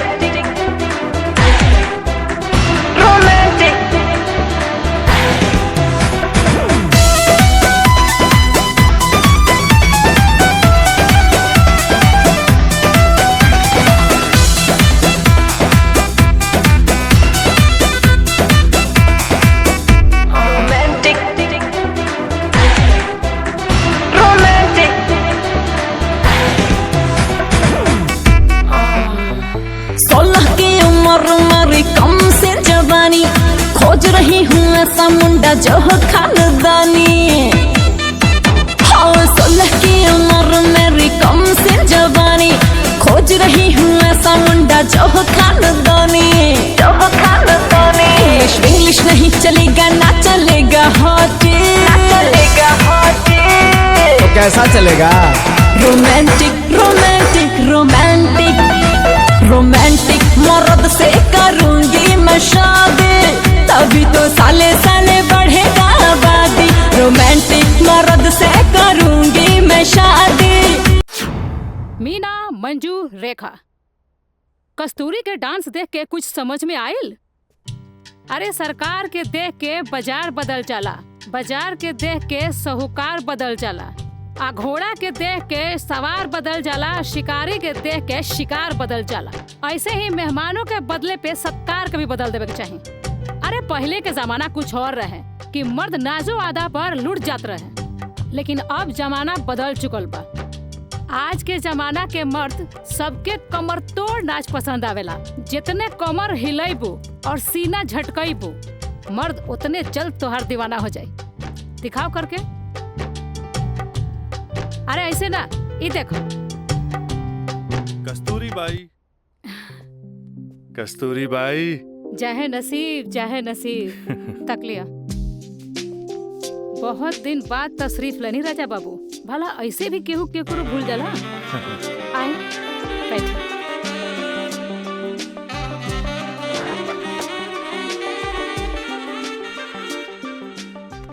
ना कस्तूरी बाई, हम भुलाइल नहीं की।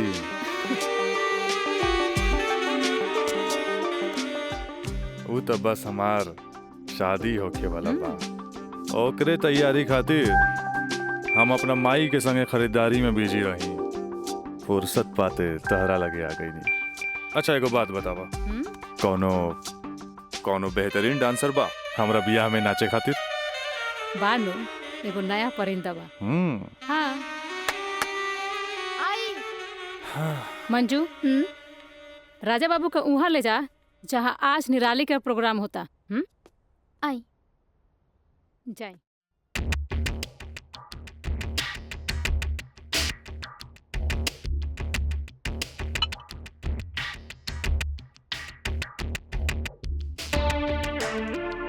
कस्तूरी, तहार निराली हमरा बहुत पसंद आई।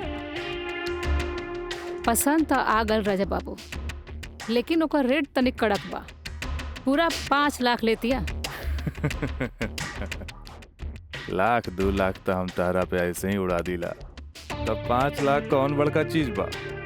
ओकरा से कह दिया हमारे बियाह में अगर उ कमर तोड़ नाच करी ना, हम ओकरा सोना ना जराओ हीरा के अंगूठी देव, उहो अपना तरफ से। और बाकी के रिश्तेदार जे ओकरा पैसा दी हैं वो अलग बात। एक कस्तूरी, हीरा के अंगूठी केहू ऐसे ही ना देवेला। अच्छा तो ऊ रवा दिलो दिमाग में इतना घुस गइल बिया। अच्छा एगो काम कर, तनी हेने लावा, हमरे तरफ से ई ला। हाँ डैडी, का बात बा? तू जहाँ बाड़ा जल्दी से चल आवा। ठीक बा, हम अभी आवता नहीं। बड़ा कमजोर बराउर ये ना मुराद इश्क, ऐसे उतारे के जाम लहले बगैर चल देनी। हाँ कस्तूरी भाई, डैडी के कुछ जरूरी काम आ गइल बा, से जाए के पड़ी। ठीक बा, अब डैडी के फोन आइल ह ते में हम का बोली। चला तनी, बाय।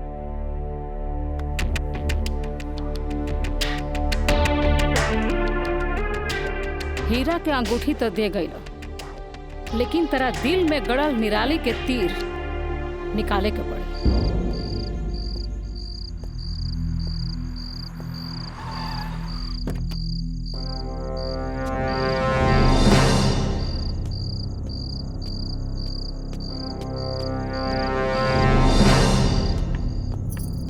क्या बात बा डैडी, इतना अर्जेंट में क्या बोले नहीं हमरा के? राजा, हाई हम का देखा तानी? कौन लेखी बिया काजल? अपना मुंह में करखा लगावे खातिर ओकरा से बियाह कर लेला और फिर ओकरा वही छोड़ के भागीला। अब वो अपना हक मांगतिया। बाबूजी हम ऐसा कोनो लड़की के नहीं जानत। ए माई माई माई देखा था इसको कैसे झूठा इल्जाम लगावता है हमरा ऊपर ही। राउर का दिमाग खराब हो गई बा। अरे जे हमरे लड़किया के ऊपर लांछन लगावत बानी। हमार दिमाग नहीं के खराब भाई। हाई देखा हाई कोर्ट से नोटिस आइल बा। भगवाने बचावा शिखर के लागत कि जगदम्बिका पाल के नाक कटिए के रही। केस नंबर 5078 काजल सिन्हा वल्द स्वर्गीय अखिलेश प्रसाद सिन्हा व राजा सिंह वल्द जगदम्बिका सिंह।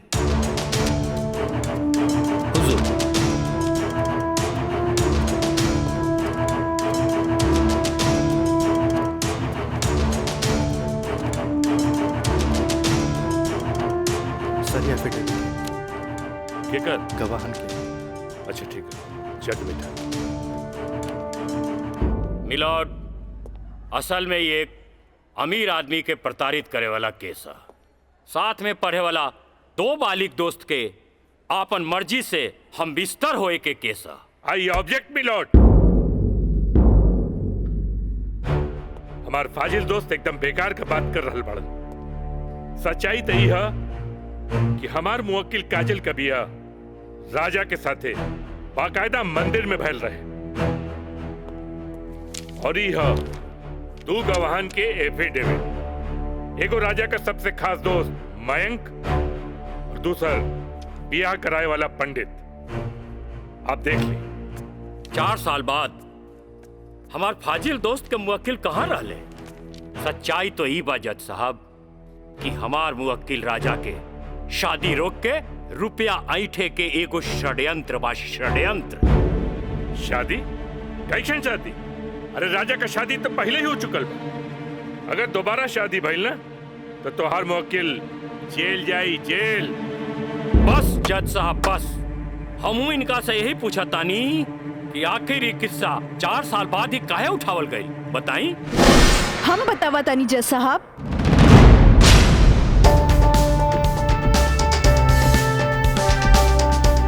हम बताई।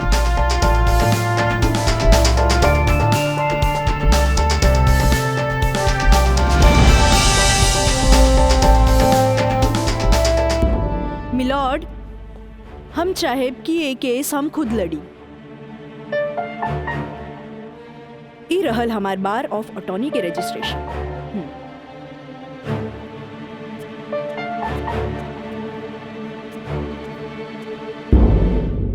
ओके, you can proceed. Thank you sir. आशीर्वाद दी। खुश रह। चल। मिलॉर्ड, बचाव पक्ष के वकील बार बार पूछा था रे कि 4 साल हम कहाँ रही। मिलॉर्ड, 4 साल इनके मुवक्किल राजा जैसन तमाम मुजरिमों के सजा दिलावे खातिर ई चोंगा बहुत जरूरी रहे।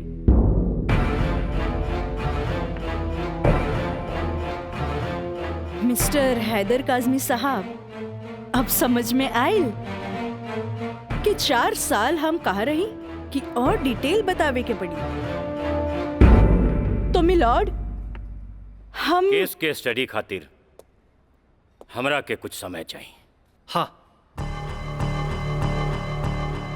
कोर्ट इंस्ट्रक्ट करती है कि राजा की शादी रोक दी जाए जब तक कोर्ट का फैसला ना हो जाए। बचाव पक्ष के वकील की रिक्वेस्ट पर यह कोर्ट मुअत्तिल की जाती है।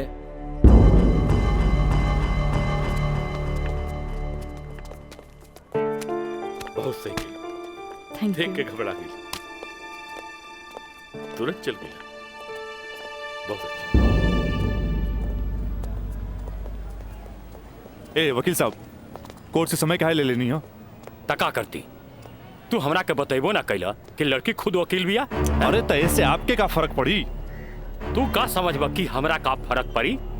वो लड़की के आईपीसी आदि कानून के सब धारा मालूम हुई। एक खातिर हमरा के जीरा में सावधानी बरते के पड़ी। खैर तू चिंता ना कर, अब अगला तारीख लेवे था हमरा के। वकील साहब, अगला तारीख रहुआ जल्द से जल्द ले लिहल जाओ, और रहुआ पैसा के चिंता एकदम न करब। हम पैसा के चिंता ना करब, अगला तारीख जल्दी ले ले हम। चलो चलो बाबूजी, चलो चलो।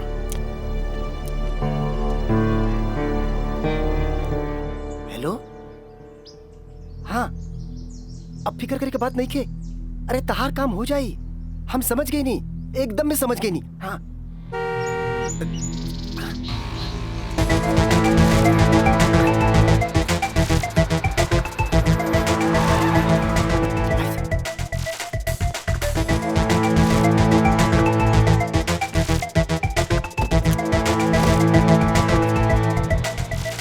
हटा ना, ये पाइप पे कर दिया अबे। रखा था नहीं।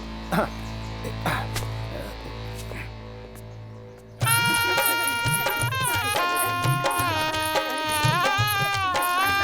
बंद करो ये सब नौटंकी, ये शादी ना हुई। अरे हटा फेंक सब, हटा। अरे ऐसे ना शुभ बात काहे करता रहा? हम सही कहा था नहीं भाई, अभी भी यहाँ ना हुई। अरे का, अरे तो हर दिमाग खराब हो गई का? बियाह करे से पहले हमरा से पूछ लेना रहा का? का जरूरत है ऐसा बियाह करे के? का करती, वैसे ना मानत रहे हम कानून से बचे के खातिर बियाह के नौटंकी कर देनी। जाके ओकरा बुला करके घर लिया बा। अरे बाबूजी, अगर ऐसा ला के खड़ा कहीं नू तो ऐसा कितना पतो से तारी घर भर जाई बुझाइल। तो फिर का करबा तू? अब हम देखे हमरा का करे के बा। बहुत हो गई, बहुत हो गई। हटा हटा सब। देखा देख रहा लू ना तू, एकर दिमाग चल गई बा।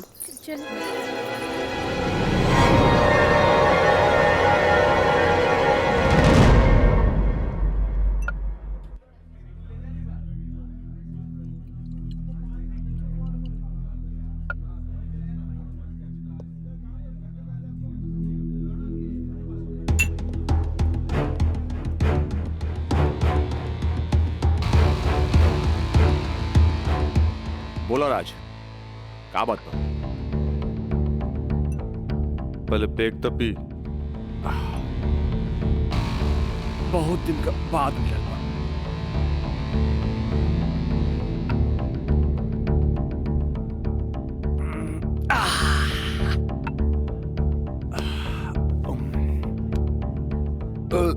अब बतावा क्या बात बा? मयंक,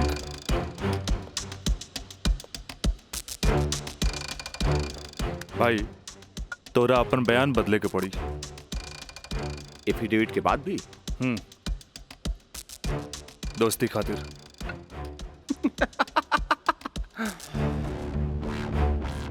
अब बयान देवे का कीमत काजल 50 लाख लगल गया।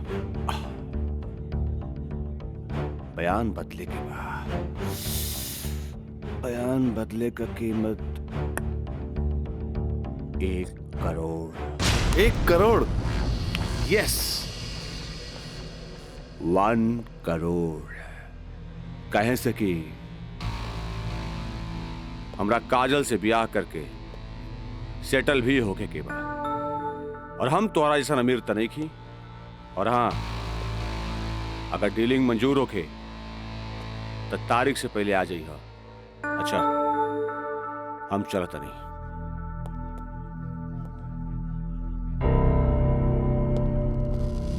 हमार बिल्ली हमरे से म्याऊं।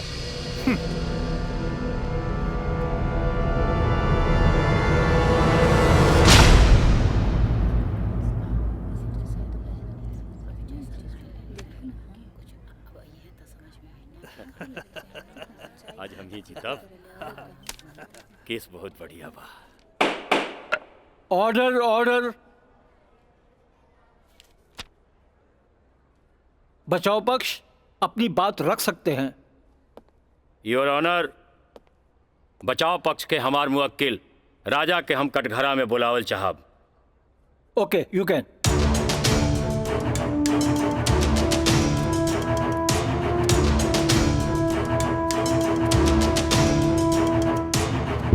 हम गीता पे हाथ रख के कसम खाता नहीं, जे भी कहब सच कहब, सच के सिवा कुछ न कहब। हाँ तो मिस्टर राजा, आप अपन बचाव में का कहल चाहते नहीं? जज साहब, हम ये बात माना तानी कि हम और काजल कॉलेज के दिन से एक दूसरे के चाहता नहीं। अपना अपना मर्जी से हम दोनों भाग के शादी भी मंदिर में कर लेनी। होटल के बिल और शादी के खर्चा कुछ ज्यादा हो गए रहे, यही से हमरा घर वापस आए के पड़ल। पर जज साहब हमार इरादा बिल्कुल नेक रहे। हम सोचनी कि हम घर वापस आके अपना पिताजी से कुछ पैसा भी ले लहब और उनका के शादी के बारे में कुछ सच्चाई भी बता दे। जज साहब हम बिल्कुल निश्चिंत रहे कि काजल के देख रेख ला वहां हमार जिगरी दोस्त मयंक तो बढ़ले बा। पर जज साहब जब हम वापस लौट के गई था वहां के नजारा देख के तो हमार होशे उड़ गई। जज साहब हमार नई नवेली दुल्हन काजल हमारा जिगरी दोस्त मयंक के बहिया में गलबहिया खेलत रहे। I object milord. ई सरासर झूठ बोलत जा रहलन ह। Objection overruled. मिस्टर राज, आप अपना बयान जारी रखिए। जज साहब तब खटाक से हमरा दिमाग में एक बात याद आ गई कि कॉलेज के दिन में हमार जिगरी दोस्त मयंक हमरा से बोले रहे कि वो काजल के पसंद करेला और काजल भी ओकरा के पसंद करेली। पर जज साहब हम सीधा साधा आदमी हो मेरा तो एकरा देवर और भाभी के मजाक के रिश्ता समझ लेनी। लेकिन जज साहब ई सरासर झूठ बोलने जा रहल बारन। I object milord. हमार दरख्वास्त बा वकील साहिबा से कि इनका जे कुछ भी कहे के बा बुलैला पे कटघरे में आके कही है।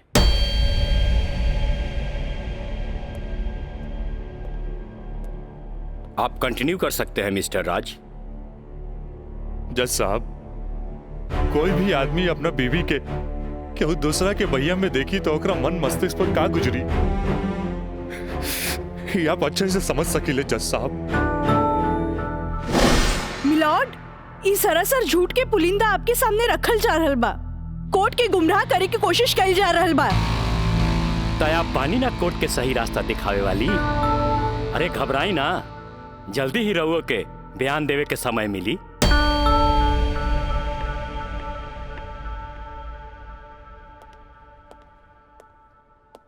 यू कंटिन्यू मिस्टर राज। जज साहब समय के साथ साथ हम तो अपना आप के समझा लेनी और एक बुरा सपना समझ के हम सब कुछ भूल के काजल के अपनावे खातिर भी तैयार रही। हम आज भी काजल के अपन धर्म पत्नी मानी ले, अपन धर्म पत्नी मानी ले हम काजल के। That's all, my lord। हम चाहत कि वकील साहिबा काजल सिन्हा के कटघरे में बुलावल जाए, वो भी वकील के तौर पर ना, मुद्दई के तौर पर। इजाजत है।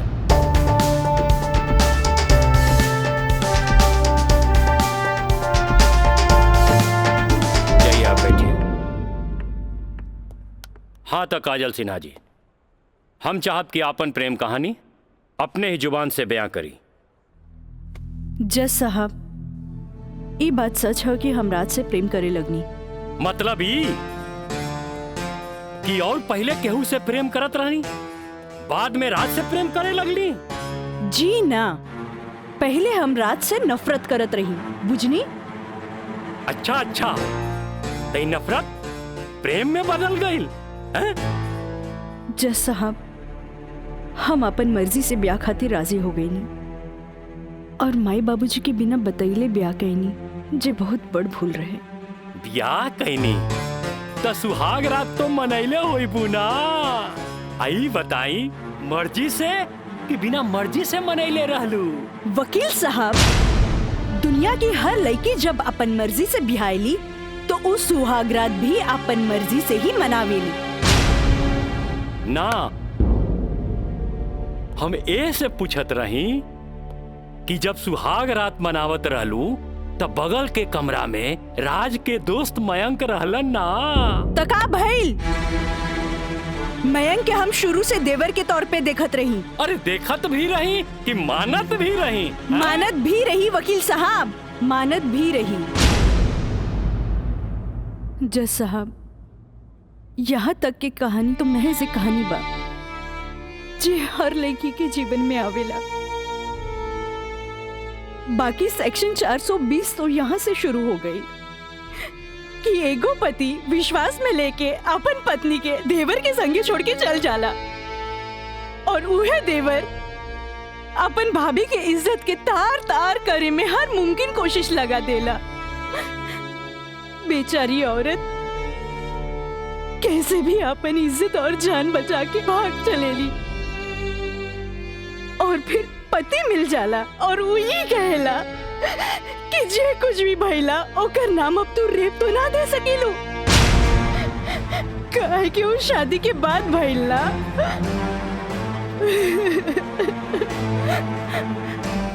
और रहल बात शादी के, तो तू सो कॉल देवर से कर सकेलू, काहे के ओकरा हमार झूठन खाए के आदत है। जैसा हमार सगरो अरमान चूर चूर कर दिहल गइल। हमरा कुछ समझ में ना आयल, आखिर हम करी तो का करी। हम परिवार से मजबूर हो गए नी जैसा हमरा झुट्टन बना देल गए। हम झुट्टन हो गई नी, हम झुट्टन हो गई। मिलॉर्ड, अब इनका मेलोड्रामा झूठ हो या साच, इससे साफ जाहिर होला ई झूठन कहां बारी। जबकि हमार मुवक्किल मिलॉर्ड एक झूठा सपना समझ के इनका के अपनावे खातिर तैयार बा। इतना ही ना मिलॉर्ड, हमार मुवक्किल के पिताजी जगदम्बिका पाल जी एक लिखित बयान में मिलॉर्ड इनका के बहू बनावे खातिर तैयार बाड़े। इले काजल, जबकि राज, उसके परिवार और यहाँ तक कि उसके पिता भी तुम्हें एक्सेप्ट करने के लिए राजी है, फिर तुम्हें क्या प्रॉब्लम है?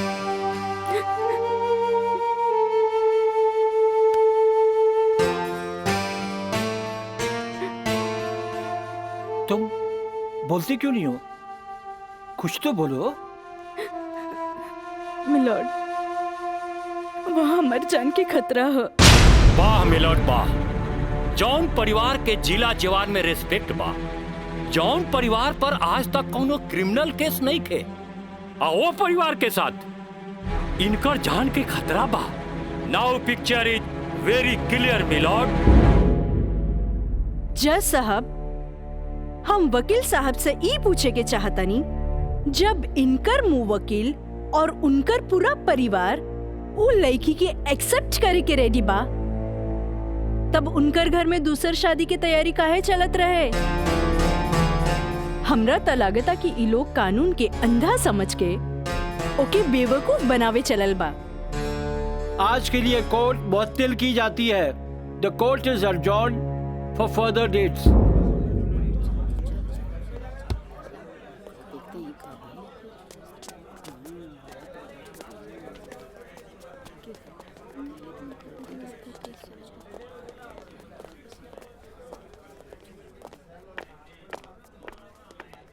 वकील साहिबा, अरे वाह, तू तो बड़ा चालाक बड़ू हो।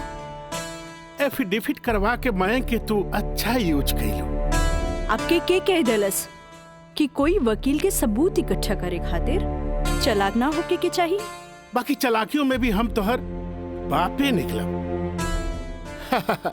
और अगला डेट में दूध में ऐसा पानी मिलाई, देखते रह जाओ। चलो बाबूजी। देखो काजल जी, कल कोर्ट में उनके वकील ने जो बहस की, ये एक केस है 99 दिल्ली का। तुम्हारे केस से बहुत कुछ मिलता जुलता है। जी सर। और इसमें उसके पक्ष में फैसला हुआ था। मैं इसको अंडरलाइन कर दे रहा हूँ। ओके। हाँ। तो ये पॉइंट जो है, ये पॉइंट ध्यान से पढ़ लेना। जी सर। हैं? और कल तुम्हारी बहस में ज्यादातर ये बातें होनी चाहिए। ओके। समझ गई ना मिथिलेश? जी। थोड़ा ध्यान रखना, ये सारे पॉइंट्स इसके दिमाग में बैठ जाने चाहिए, क्योंकि सारी बहस इसी पर होनी है। जी। कल की बहस बहुत इंपॉर्टेंट है। जी सर। ये बुक ले जाओ, अच्छी तरह से इसकी स्टडी कर लेना। जी सर। ठीक है, जाओ बेटा। Thank you sir. God bless.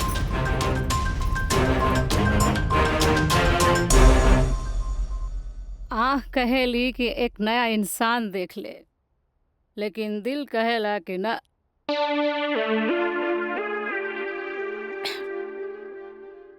कि वह शख्स एक दिन लौट के जरूर आए।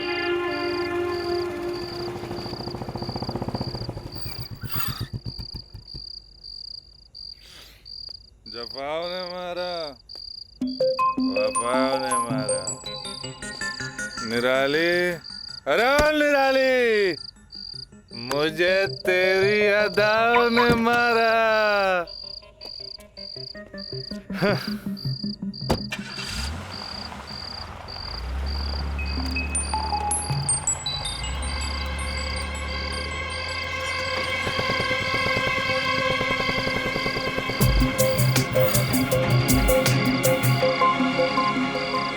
राज यहाँ प्रोस्टिट्यूट एरिया में?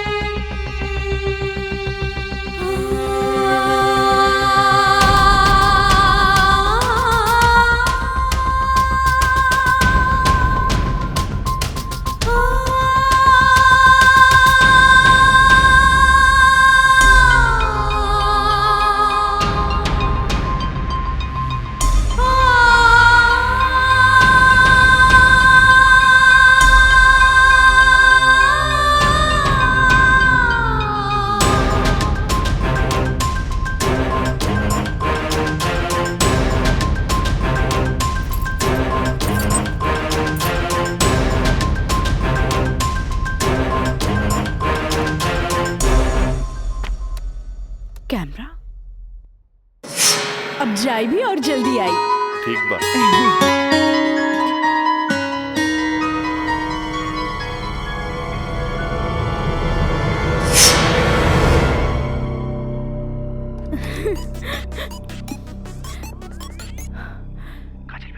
हाँ काका, काजल बोला तानी। काजल बिटिया, काम हो गई। काम हो गई काका? जल्दी से 3 कोनवा पर आ जा। ठीक है काका, आवा तानी। का बात बा? केहू देखत तो नहीं खे। इला तार दिहल कैमरा और ई रहल कैमरा के चिप बिटिया। हे भगवान, बहुत बचपुचा के आइल बानी ताकि केहू के शक ना हो। थैंक यू काका। अरे रिका बिटिया, देखा बिटिया, भगवान के घर में देर होला, अंधेर नहीं खे, और भगवान तारा बहुते कामयाबी दी हैं। अच्छा बिटिया जी। अच्छा बिटिया, हम जाता नहीं। ठीक बा।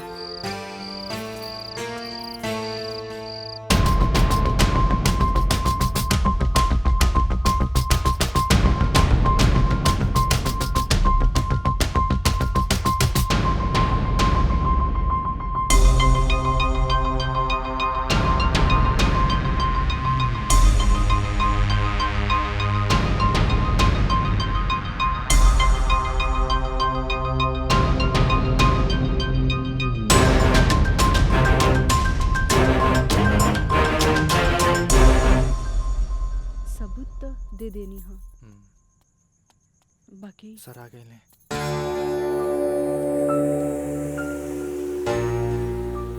प्रणाम सर। खुश रह काजल, वो लोग समझ ले रहन की तमाशा होई, बाकी तू चुप रह के बाजिए पलट देलू हैं। तू जौन भी सबूत हमरा के देले रहलू, हम सब स्टडी कर ले बहुत सही है। I am proud of you बेटा। Thank you sir. God bless you. Mithilesh ji, कल कोर्ट पे मिले थे। ठीक बा सर। ठीक है। चलो। प्रणाम सर।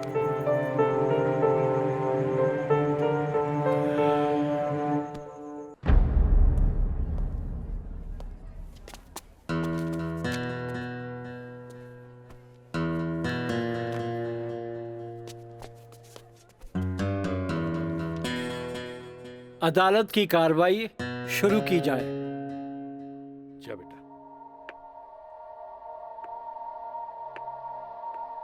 मिलॉर्ड, असल में ई केस एगो अय्याश अमीर आदमी के अय्याशी के केस है। साथ में पढ़े वाली छात्रा के अपन अय्याशी के जाल में फंसा के ओकर असमत से खेले के केस है। I object milord. हमार वकील साहिबा के शायद दिमाग खराब हो गई बा जी। हमार मुवक्किल पर बेबुनियाद घटिया इल्जाम लगा रहल बाड़ी। मिलॉर्ड, जेकरा ई घटिया और बेबुनियाद इल्जाम कहतारे ओकर बुनियाद हा। हम चाहे कि इनकर मुवक्किल राजा के कटघरे में बुलावल जाए। इजाजत है।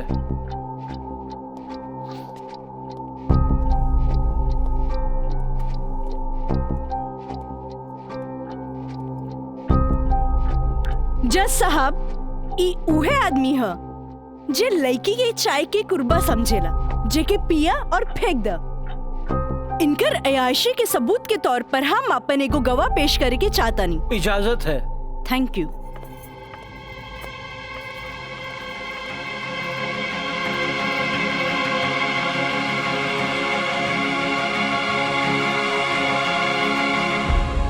जज साहब, इस शहर के जानल मानल तवाइफ कस्तूरी बाई है।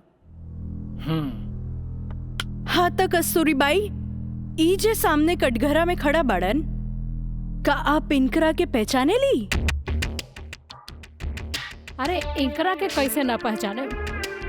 ई तो हमार पुराना ग्राहक राजा हवन। Good, thank you. अब जा सकेनी। हाँ तो जज साहब। I object milord. हमार वकील साहिबा हमार पर्सनल क्लाइंट के केस के रुख के बदलल चाहता रही। आखिर केस के ई बात से का वास्ता? वास्ता हा जज साहब, वास्ता हा। जॉन परिवार के रिस्पेक्ट के गुणगान हमार वकील साहब करत आ रहल बारन, वो परिवार के एक लौता बेटा के चरित्र से वास्ता कैसे ना रही? बताइए जज साहब। अब हम अपन अगला गवाह राजा के कॉलेज के प्रिंसिपल एनके गॉड के पेश करे के चाहता नहीं। इजाजत है। Thank you. प्रिंसिपल श्री एनके गौड़ हाजिर हो।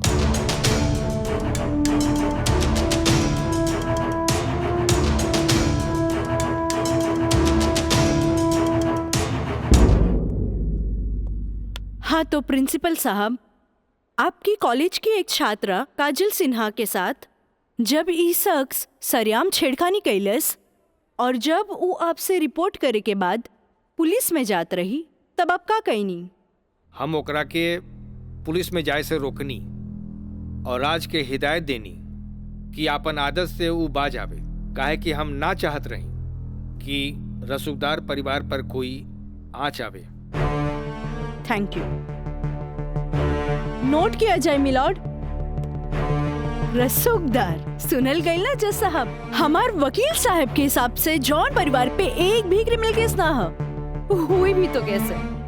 खैर, अब हम सबूत के तौर पर इस रसूखदार परिवार के एक लौता बेटा के जिगरी दोस्त मिस्टर मयंक के पेश करे के चाहता नहीं। इजाजत है।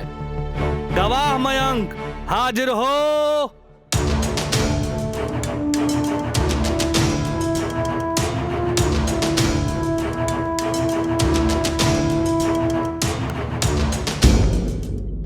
हाँ तो जज साहब। जज साहब, हमार वकील साहिबा खामोखा अदालत के वक्त के बर्बाद कर रहल बाड़ी और उस सवाल के जवाब देवल नहीं की चाहत जेमे बियाहता के पति और पति के पूरा परिवार बियाहता के रखे खातिर तैयार बा।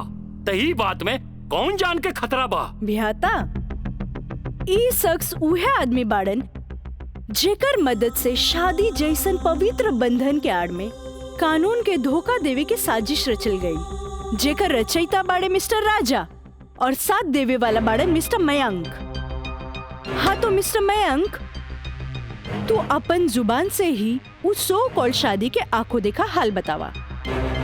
वैसे मिलॉर्ड, सबूत के तौर पर हम अदालत में एगो वीडियो क्लिप पेश करके चाहतन। Thank you sir. Objection milord, यहाँ कोनो टीवी शो नहीं खे। अखामोखा वकील साहिबा हमनी के और अदालत के वक्त के बर्बाद कर रहल बाड़ी।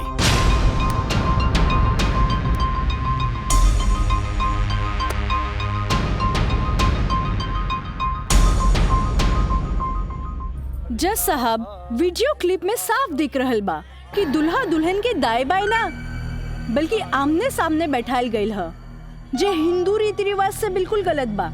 और ऐसे नहीं से भइल काहे कि पंडित से शादी ना करावल गईल, एक बहरूपिया से पंडित के रूप धरावल गईल। आप यही क्लिप के साथ पंडित के बयान खुद से देख ली। जज साहब, हम रेलवे कर्मचारी हई, रुपया के लालच हमरा के नकली पंडित बने पर मजबूर कई देलस। जज साहब, हम एक गरीब आदमी बानी और पैसा का लालच बड़े बड़े लोगन के अच्छा और बुरा समझे का शक्ति के छीन लेला। हम तो एक गरीब आदमी बानी, दोस्त के कहला पर हम एगो भलता आदमी के पुजारी बना के इन लोग का ब्याह करवा देली। आखिर हम भी का करती। जज साहब, काजल की खूबसूरती का हम दीवाना हो गई और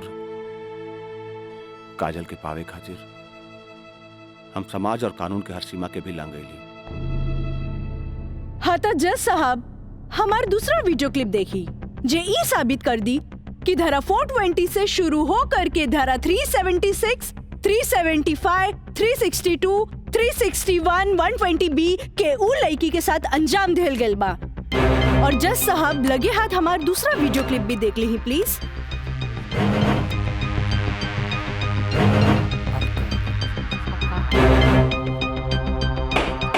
ऑर्डर ऑर्डर। अरे हटाओ, हटाओ, हटाओ। हम सही कहा था भाई, अभी भी आना हुई तो का करती। वैसे ना मानत रहे तो हम कानून से बचे के खातिर बिया के नौटंकी कर देनी। अरे बाबूजी, अगर ऐसे ला के खड़ा कहीं नू तो ऐसा कितना पतों से तारी घर बढ़ जाए बुझाई।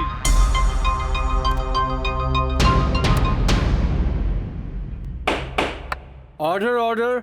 सारे गवाह और बयानात को मद्देनजर रखते हुए अदालत इस नतीजे पे पहुंची है कि मुजरिम का मकसद पहले से ही धोखाधड़ी से कहीं आगे था, क्योंकि उसका मकसद उस लड़की को धोखा ही नहीं देना था बल्कि उसके साथ शारीरिक संबंध स्थापित करना था। और यह भी साबित होता है कि मुलजिम ने बलात्कार को शादीशुदा जिंदगी को एक व्यवहारिक रूप देकर कानून को धोखा देने की कोशिश की है। इसलिए अदालत धारा 420 से बढ़कर इसे 376 एक रेप केस करार करती है और साथ ही महंग को इस अवैध कार्य में साथ देने के लिए धारा 120B को अदालत मुकर्रर करती है। धारा 376 के तहत मुलजिम राजा सिंह को 9 साल एवं उसके साथी महंग को धारा 120B के तहत 4 साल बामुशक्कत कारावास की सजा देती है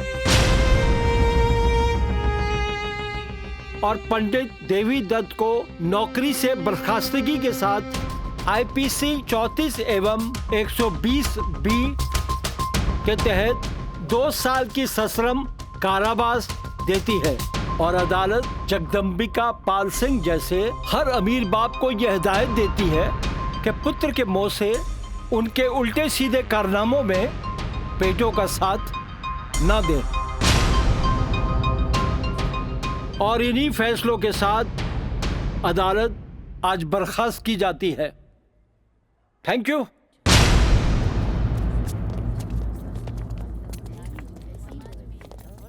सर,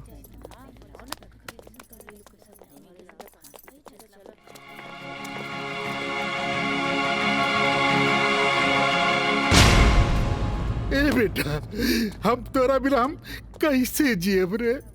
ए बाबूजी, बाबूजी हम आज बात जान गए नहीं कि झूठ कितना भी ताकतवर क्यों ना होके सच के आगे हमेशा छोट पड़ जाला। एक औरत अगर अपना आदमी के बना सकेली तो वह औरत अपना आदमी के बर्बाद भी कर सकेली। बाबूजी हम कबो औरत जात की इज्जत ना कईनी, उनका के अपना पाव के जूती समझनी, पर हम भूल गए रहनी की जन धन दौलत पे हम इतना घमंड करे ले। बाबूजी वो तो एगो लक्ष्मी के रूप है। बाबूजी हमारी गलती माफी के लायक तो नहीं खे, पर हो सके तो हमरा के माफ कर दे। ए बेटा, तुहारी पश्चाताप के आंसू में तुहार पाप सब धुल जाई रे। चलिए इंस्पेक्टर साहब। Kajal, congratulation, I am really proud of you. Congratulation तो हमरा के बोले के चाहिए, काहे कि जीत हमरा लिए अकेले पॉसिबल ना रहे जी आप हमार साथ ना देती। Good, I am really proud of you Kajal. Thank you sir. अब बिटिया बसबुला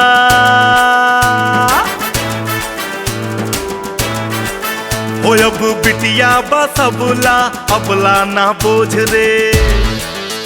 आइल में का जमाना सोच भइल सोझ रे। अब बिटिया बसबुला अबला ना बोझ, आइल में का जमाना सोच भइल सोझ रे।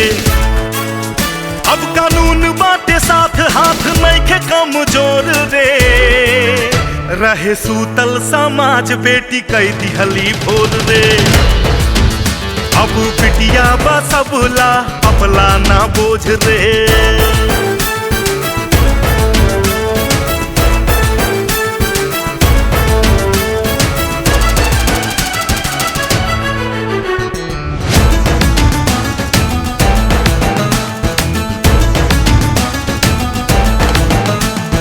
मान अभिमान बा बेटी गुमान बा, जिंदगी के जंग में ही बेटवा समान बा। अभिमान अभिमान बा बेटी गुमान बा, जिंदगी के जंग में ही बेटवा समान बा। बिटिया के तरकस में हिम्मत के बान बा, बाबूजी के बाछी ता छुअत आसमान बा। कायल बा दुनिया बुनिया के ओझ के, इता बड़बड़ करना मानू करा ताटे रोज रे। अब बिटिया बसबुला अबला ना बोझ रे।